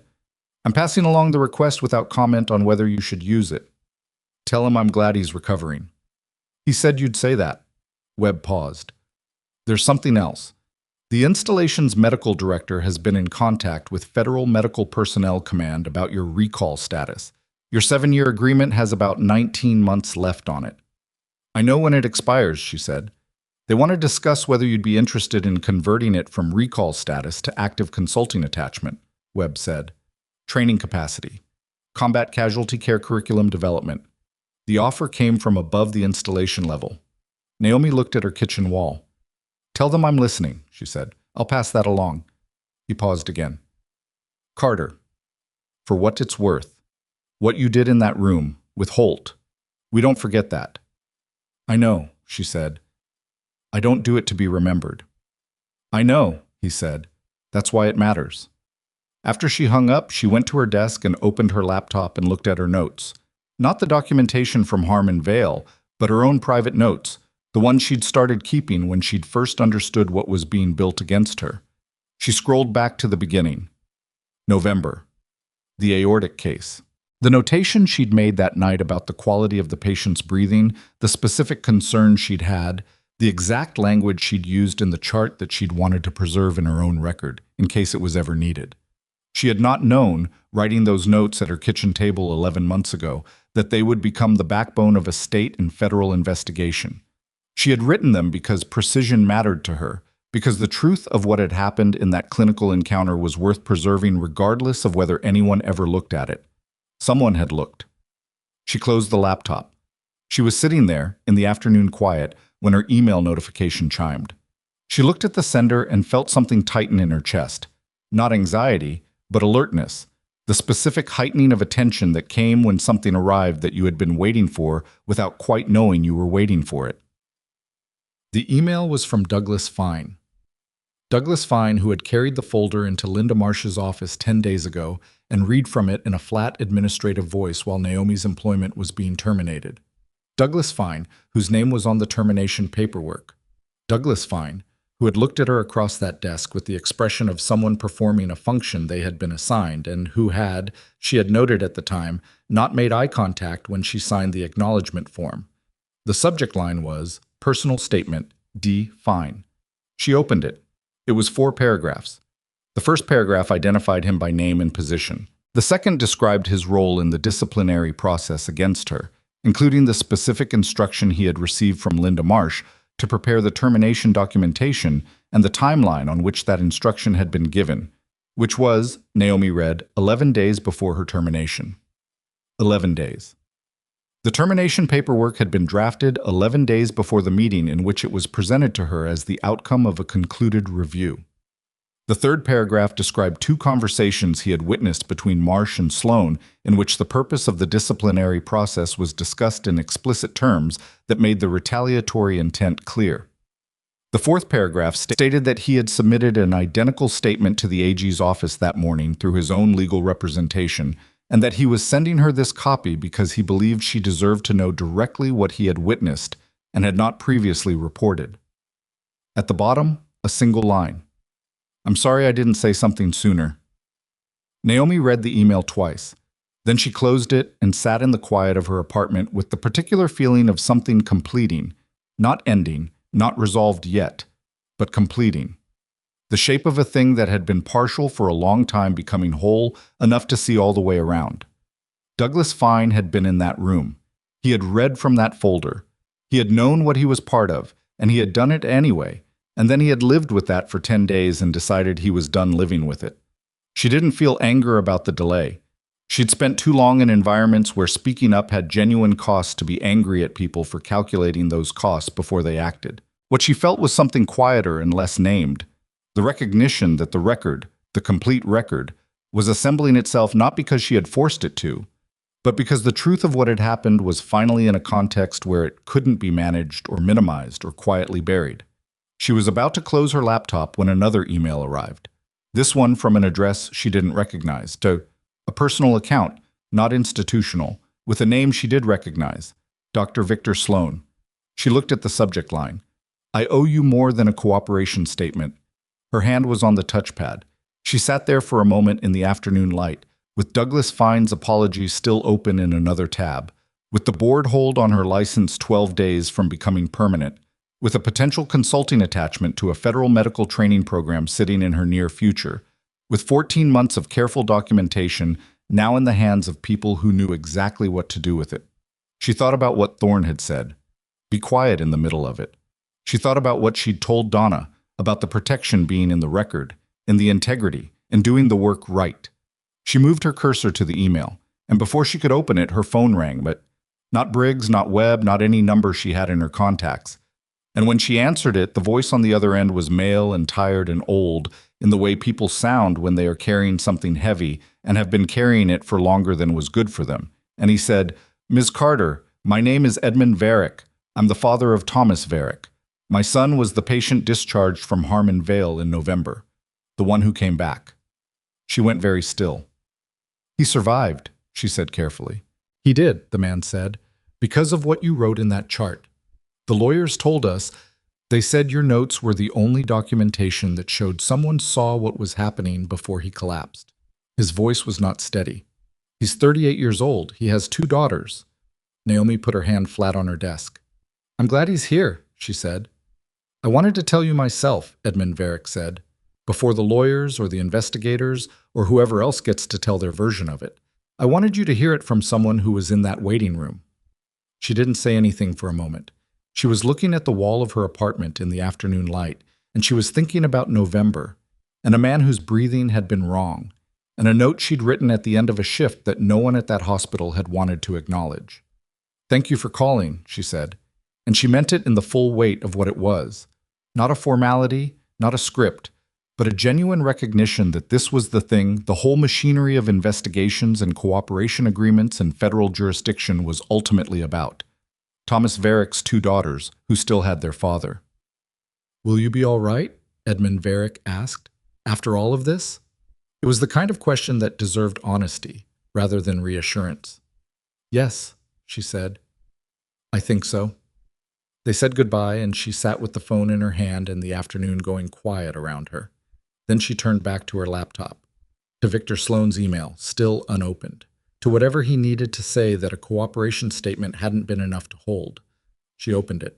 And what she read in the next 4 minutes changed the shape of everything she thought she already knew about what had happened at Harmon Vale. Not the incident she'd documented, not the retaliation, not the record tampering, something older, something that had been running before she arrived, under the surface of the institution, in the gap between what the hospital presented publicly and what it had actually been doing with patient outcome data for the better part of 4 years. Something that made Fenn's investigation look, suddenly, like the beginning of a much larger thing. Sloan's email was 4 pages long. She read it without stopping, and the sensation of reading it was not triumph. It wasn't anything as clean as that. It was more like watching a building she had been inside reveal its foundation for the first time, and understanding that the foundation had been wrong from the beginning, long before she'd walked through the front door. He had started writing at 2 a.m. She could tell from the quality of the language. Not polished, not attorney-reviewed, the opposite of the careful constructed prose of his cooperation statement. This was what a person wrote when they had stopped performing and started talking. The practice of modifying post-adverse event documentation had not begun with Linda Marsh, though Marsh had systematized it. It had begun 4 years earlier, under the previous chief medical officer, as a response to a malpractice exposure that the hospital's insurance carrier had flagged as potentially catastrophic. The CMO had since retired. The carrier had since changed. But the practice had continued because the people who knew about it had become dependent on it, not just as liability protection, but as the mechanism by which a specific set of outcomes were kept off the public quality metrics that determined Harmon Vale's accreditation standing, its CMS reimbursement rates, and the hospital's bond rating. This was not, Sloan wrote, a small thing. He listed 6 patient cases over 4 years. He listed the specific modifications made to each chart and the outcomes those modifications had obscured. He listed the names of every physician and administrator who had known. 2 of those physicians were still practicing at Harmon Vale. One was on the medical executive committee. One of the cases was a patient death. Naomi read that paragraph twice. A 47-year-old woman, 18 months ago, post-operative complication that had been documented in the original chart as a failure of the surgical team to identify early warning signs of internal bleeding. The chart had been reviewed and modified 3 days after the death. The cause listed in the final record was a pre-existing condition the patient had disclosed at intake. The family had been told the death was unforeseeable. The family did not know there was another version of that record. She sat in her kitchen for a long time after she finished reading. This was larger than her. It had always been larger than her. She understood that now in a way she hadn't fully let herself understand before, because when you're in the middle of something that is being used against you personally, it's hard to maintain the perspective that the thing is also about something beyond you. But Sloane's email made the larger shape of it undeniable. Her case had been the thread that, when pulled, had started unraveling something that ran much deeper into the fabric of that institution than 14 months of retaliation. She forwarded the email to Briggs with a single line, "You need to read this tonight." Then she called Fenn's office and left a message. Then she sat back in her chair and looked at her ceiling and thought about a 47-year-old woman and a family that had been told a lie and had been living inside that lie for 18 months. That was the part that made her chest tight, not what had been done to her, what had been done to them. Briggs called back at 9:47 p.m. "I've read it," she said. There was a quality in her voice that Naomi hadn't heard before. Not agitation. Briggs didn't do agitation, but a kind of compression, like someone who was holding a large amount of information very tightly while they figured out what to do with it. "The death case," Naomi said. "I know." "The family?" "I know, Naomi." A pause. That was the first time Briggs had used her first name. Fenn's office is going to absorb this. What Sloane has described expands this from a retaliation case into a systemic fraud investigation. CMS, accreditation, potentially the bond disclosure. There are financial regulators who are going to want to be involved. "How long?" Naomi asked. "The full investigation? Months. Possibly longer." Briggs's voice was even. "But the immediate actions, the physicians he named, the executive committee member, those move faster. The death case especially. When there's a fatality and falsified documentation, the criminal exposure is different. Does Sloane understand what he started?" "His attorney has advised him," Briggs said. "He understands." Naomi thought about Victor Sloane writing at 2 in the morning. She didn't know what had broken loose in him at that hour. What specific accumulation of days had finally exceeded whatever threshold he'd been managing? She wasn't inclined to call it conscience, exactly. She'd spent enough time around institutions to know that people rarely acted purely out of conscience when the alternative was available. But she also knew that 2 a.m. emails written in unpolished language were not strategic documents. They were something more honest than that, whatever the mixture of motives behind them.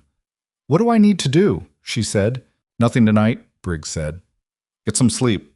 Tomorrow I'm going to need you available from 9 a.m. Fenn is convening a coordination call with OIG, State AG, and CMS representatives.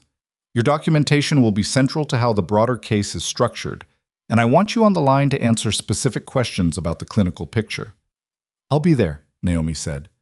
She went to bed at 11 and slept, which surprised her slightly. She had expected her mind to stay active, to keep running the shape of things. Instead, she went under cleanly, the way she sometimes did after a long operation, when the body decided that the urgent phase was over and simply powered down.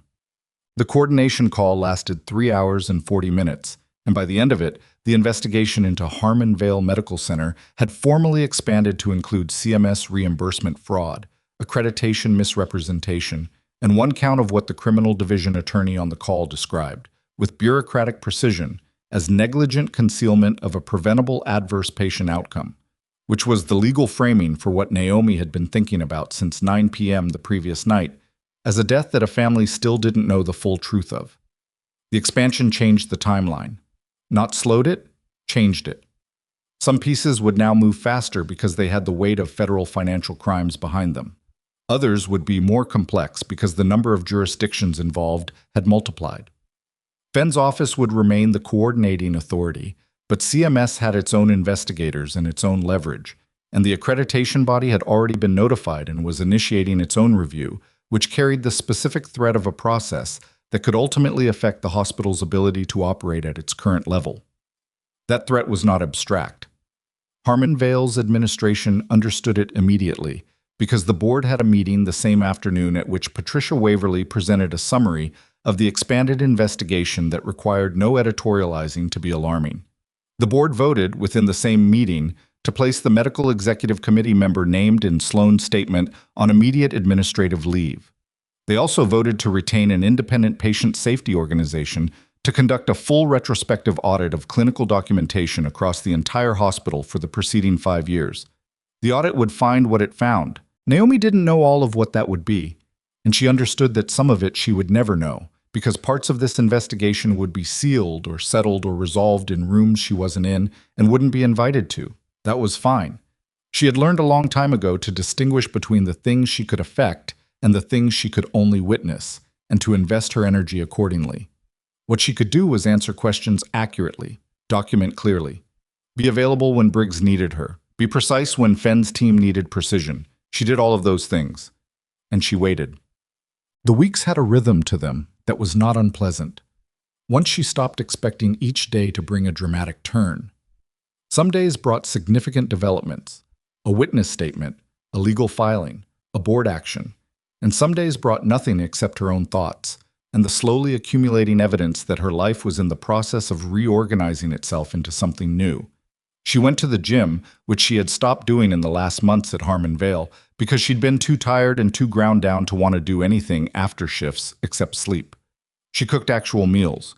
She called her sister in Atlanta twice, which was twice more than she'd managed in the preceding 4 months. She checked in on Holt. Not often. She was not sentimental about clinical relationships, and he was not the kind of person who wanted to be checked on, but occasionally, through web, getting a factual update on his recovery progress. He was doing well. He would return to duty eventually, which was what he wanted and which was the appropriate outcome for someone who had survived what he'd survived. She did not go back to Harmon Vale.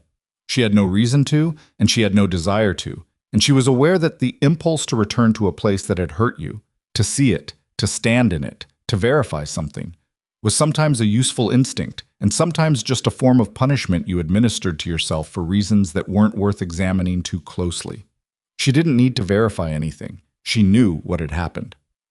3 weeks after the coordination call, the Tennessee Attorney General's office held a press conference. Naomi watched it on her laptop at her kitchen table with a cup of coffee that she was actually drinking this time, hot, paying attention. Fenn was at the podium. He was precise and measured and wore the expression of someone who had been in this moment many times and had learned that it was more important to be accurate than dramatic. He described the investigation. He described its scope. He named Harmon Vale Medical Center as the subject of a formal state investigation into clinical documentation practices, reimbursement fraud, and the falsification of adverse event records. He announced that 2 physicians, their names were not yet public pending formal charging, had been referred to the state medical board for emergency license review, and that one had been referred to the criminal division. He announced that a former nursing administrator had entered a cooperation agreement with the state. He did not name Linda Marsh by title, but the description was sufficient for anyone following the story to understand who he was talking about. He did name the death case. Not by the patient's name. She had a family, and they had been contacted privately the previous week, in a conversation that Naomi knew had happened but had not been present for, and would not describe even to herself as anything other than devastating and necessary. But he named the nature of the falsification and its consequences, and he stated that the family had been fully briefed and that their legal representation was pursuing a separate civil action. Then he said something Naomi had not expected him to say. He said that the investigation had been initiated as a result of events arising from the wrongful termination of a clinical employee whose 14 months of personal documentation had provided the evidentiary foundation for the state's case. He said that employees' clinical judgment had been systematically suppressed, discredited, and ultimately weaponized against her through a retaliatory disciplinary process. He said that her documentation practices represented the kind of professional integrity that the state's healthcare system depended on and rarely adequately recognized. He said her name, Naomi Carter. She sat with that for a moment, the coffee in her hand, the afternoon light, her name coming out of a press conference speaker in the voice of an assistant attorney general describing what she'd done. It was not the recognition she had worked toward. She had never worked toward recognition, had not been capable of letting recognition be the goal. Because if recognition was the goal, then the days when it didn't come would hollow you out, and she'd had a lot of days when it didn't come. But it was something. It was the record correcting itself. The public version of events acquiring the shape of what had actually happened. She closed the laptop and sat quietly for a while. The formal outcomes came in sequence over the following 6 weeks. And each one had the particular quality of something that was satisfying not because it was dramatic, but because it was specific. Specificity was what she had always wanted. Not revenge, not spectacle, but accurate consequence. The right thing happening to the right person for the right documented reason. Linda Marsh's cooperation agreement was finalized and made partially public as part of the AG's case documentation. Under its terms, she provided full testimony regarding the documentation review practice, its origins, its participants, and its application in specific patient cases, including the death case.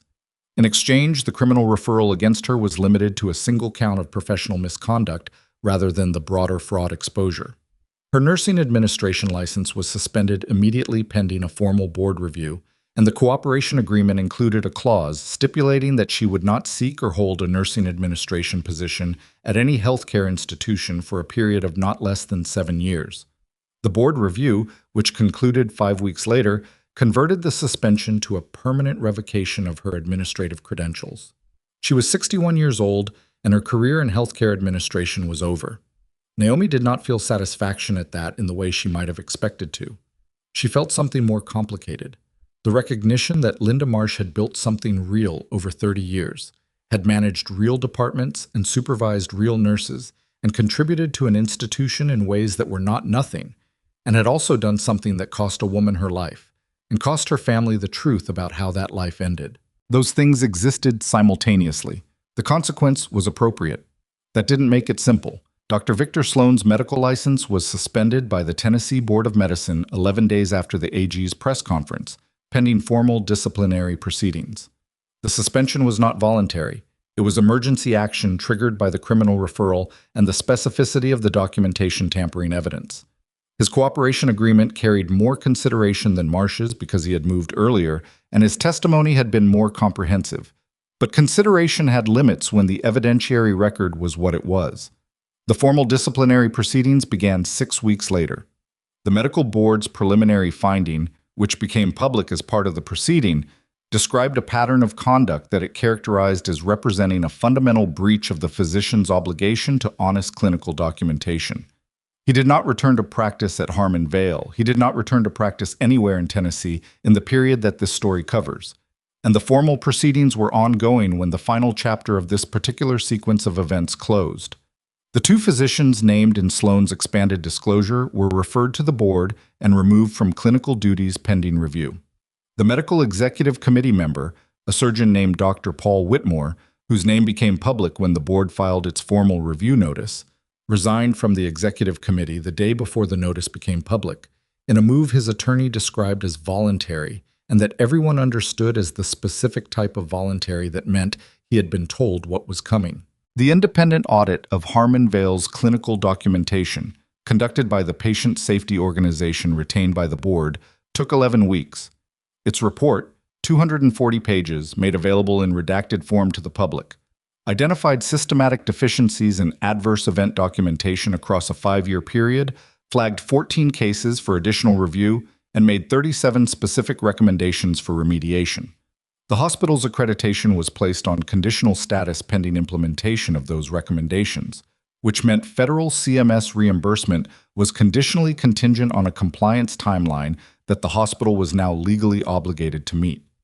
The hospital did not close. Naomi had not wanted it to close.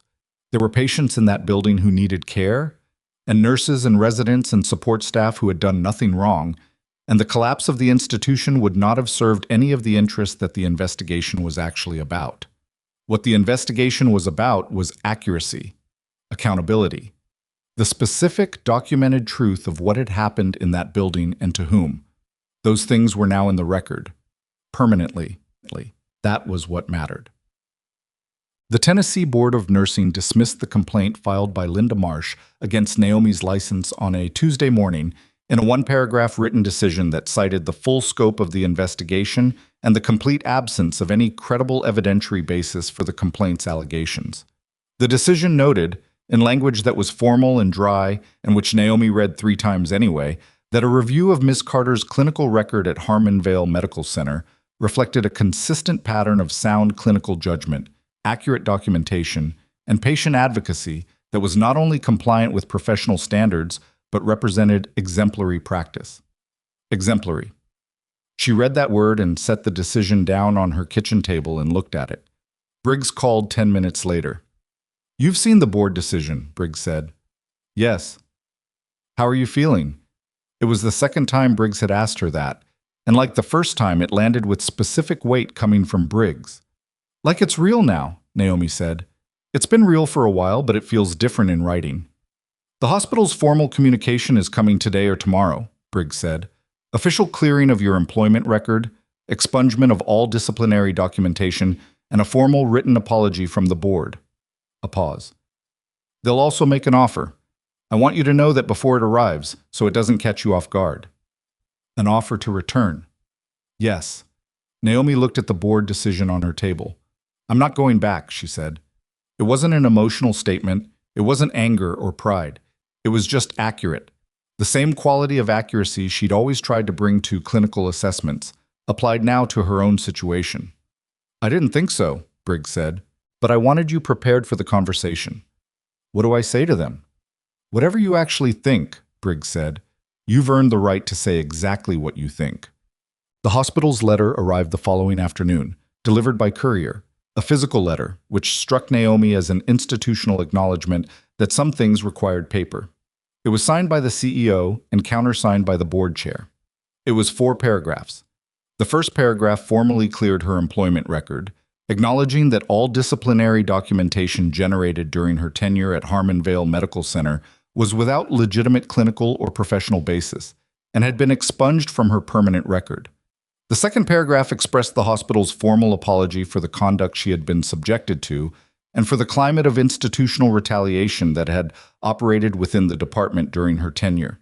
The third paragraph offered her reinstatement at a salary 17% above her previous rate, with full seniority credit and an immediate assignment to the trauma bay rotation.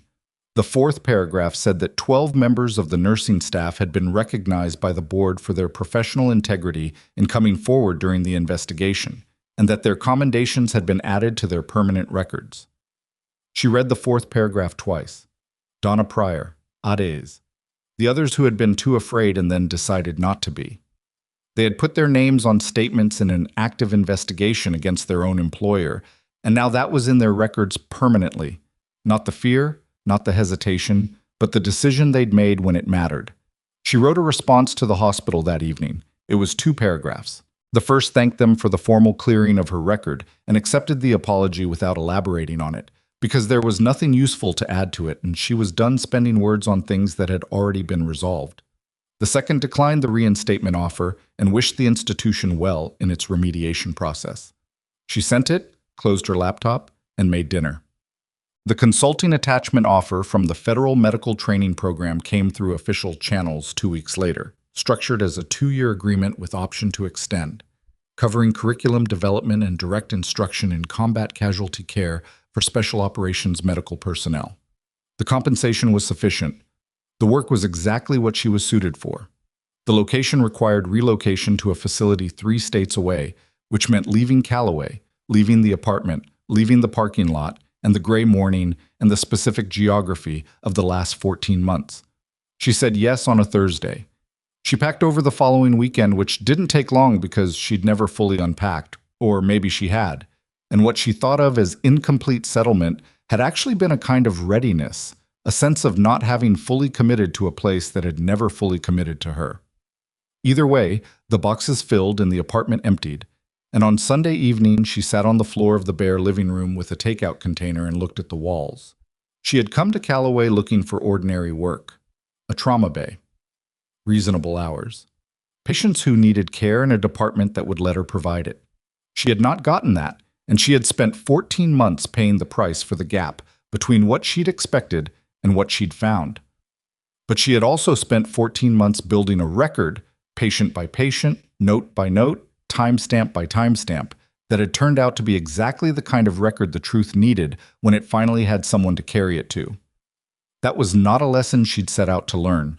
She would not have chosen the circumstances, but she was not sorry for what the circumstances had produced, and she was not the same person who had driven into Callaway on a Tuesday in late October and taken a job she thought would be straightforward. She was better at knowing what she was worth. That was not arrogance. She had always been clinically confident, because clinical confidence was a professional obligation when the alternative was people dying from your hesitation. This was different. This was knowing, in the full texture of the knowledge, that her instincts were sound, that her documentation was accurate, that the system she had trusted to eventually recognize the truth had been slower than it should have been and more costly than it should have been, but had ultimately worked, and that she had been the person who made it work by refusing to let the record be something other than what it actually was. She thought about the nurses who had submitted statements. Donna Pryor, who had read Naomi's clinical record on a Tuesday afternoon and sent a message from her personal phone to someone she'd been too careful to contact through official channels. Adaeze, who had written 7 pages of things she'd been sitting on for months. Renata and Records, who had kept copies of request logs that no one had told her to keep, that she'd held on to out of some instinct she probably couldn't have named, for over a year. People who chose accuracy over safety. People who chose the harder thing because the easier thing was going to cost them something they couldn't live with. She thought about Thomas Varick, 38 years old, with 2 daughters who didn't know how close they'd come to growing up without him because she'd written a nursing note that nobody wanted to acknowledge. She thought about Edmund Varick on the phone, tired and old and carrying something heavy, calling to tell her directly before the lawyer's version of it became the one she heard first. She thought about Sergeant First Class Damian Holt in a recovery room, watching parking lot footage on a tablet, saying they were wrong about you with the flat certainty of someone for whom the assessment was obvious. She thought about Victor Sloan at 2 a.m, writing 4 pages that he knew were going to cost him everything that was left to cost him, because there was apparently some threshold he had finally hit where continuing to not say it was worse than saying it. None of these were simple people. None of the decisions they'd made were simple. They were imperfect, complicated, in some cases complicit, and in other cases courageous, and often both simultaneously, because that was what people actually were. And the story of what had happened at Harmon Vale was not a story about heroes and villains, but about an institution that had built a system for protecting itself from the consequences of its own failures. And one person who had walked into that system and refused to adjust her documentation to fit what the institution needed the record to say. That was all she had done. She had written down what was true and kept it. It had been enough. She loaded her car on Monday morning in the early light. 2 trips from the apartment to the parking lot. The same gray Civic, same back seat, same parking lot where she'd sat 3 months ago with her badge in her hand watching a Blackhawk clear the hospital roofline. The hospital was visible from here, the same way it had always been visible. 7 stories of concrete with the glass addition on the south side, ordinary and institutional against the morning sky. She looked at it for a moment while she locked the apartment for the last time and dropped the key in the landlord's lockbox. She did not feel the things she might have expected to feel. Not anger. That had burned off slowly over the preceding weeks. Not dramatically, just gradually depleted itself the way strong emotion did when it was no longer needed as fuel. Not vindication exactly, because vindication implied she'd been uncertain, and she hadn't been uncertain. She had been prevented, which was different.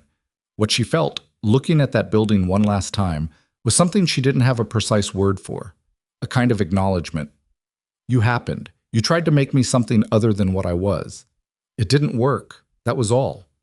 She got in the car. She had 400 miles to drive and a position waiting at the other end of it, and students who were going to learn things in her classroom that might someday keep people alive in circumstances that would test every limit of their training. That was the work. That had always been the work. Not the recognition, not the record being set straight, not even the investigations and the consequences and the press conference where someone said her name accurately in public for the first time. The work was the next patient, the next student, the next situation where someone needed what she knew and she was there to give it. She pulled out of the parking lot and turned toward the highway. The morning was clear. The road ahead was long and uncomplicated and entirely hers, and she drove into it without looking back. Not because the past wasn't real, but because she had already finished it. She had finished it by doing the work right in the first place, in a trauma bay at 3 a.m, in a notebook at a kitchen table, in a federal treatment room with a patient who needed her hands and her knowledge and not one single word of external validation to make her certain of what she was doing. She had known what she was doing. She had always known. That was the thing they couldn't take, in the end. The thing that 14 months of manufactured doubt and weaponized paperwork and systematic contempt had failed to reach. Not her license, not her record, not her name in the public account of events. All of those had been threatened, and all of those had been restored. But underneath all of it, underneath the entire machinery of what had been done to her, there had been something that the machinery couldn't touch because it wasn't located in any system or record or institutional structure. It was located in her. In the accumulation of everything she had learned, in every difficult circumstance, in every decision made under pressure with incomplete information, and no one available to tell her she was right. In the years that had built her into the specific person who could walk into a treatment room at 5 in the morning, having just been fired, and do the thing that needed to be done without hesitation and without an audience. That couldn't be suspended, couldn't be expunged, couldn't be challenged by a folder full of manufactured citations or a complaint form filed at 8:23 a.m. by someone who had decided that the most efficient way to manage a threat was to destroy the person who represented it. You couldn't destroy what was built in a person by the truth of their own experience. You could only find out, eventually, that you'd been wrong about who you were dealing with. The highway opened up ahead of her. Mile markers passed. The city gave way to farmland and then to the wide Tennessee landscape rolling green and unhurried under the morning sky. She thought about the nurses who were still at Harmon Vale today, the ones who had come forward and the ones who hadn't, the ones who were good at their jobs and still afraid, the ones who were watching the investigation unfold and learning from it something they hadn't been taught in nursing school. She thought about what she'd want to tell them if she could, not in a speech, not in the language of inspiration, but in the plain and honest language of someone who had been through it. She'd tell them to document everything. She'd tell them that the record you keep when no one is asking you to keep it, in the moments when keeping it costs you time and energy, and the friction of being meticulous in an environment that doesn't reward meticulousness. That record is the one that matters.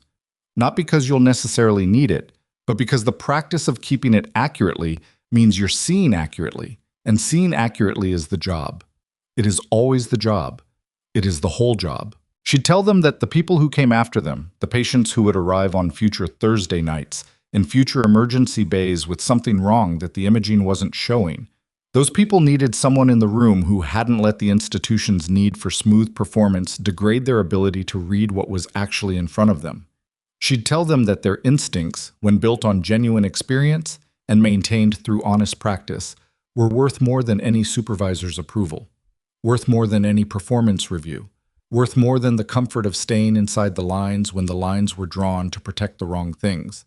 And she'd tell them, not dramatically, just clearly, the way she told patients what they needed to hear, that there would be a cost. There was always a cost. People who did the right thing in institutions that needed them to do the convenient thing paid a price, and anyone who told them otherwise was selling something. The question was never whether there was a cost. The question was whether you could live with yourself on the other side of paying it. She could. She was. The road kept going. The moon kept brightening. Somewhere ahead of her, 400 miles away, there were students who were going to learn what she knew, and patients who would someday need those students, and a chain of consequence running forward from her hands into futures she would never see. That was enough. That had always been enough. She drove.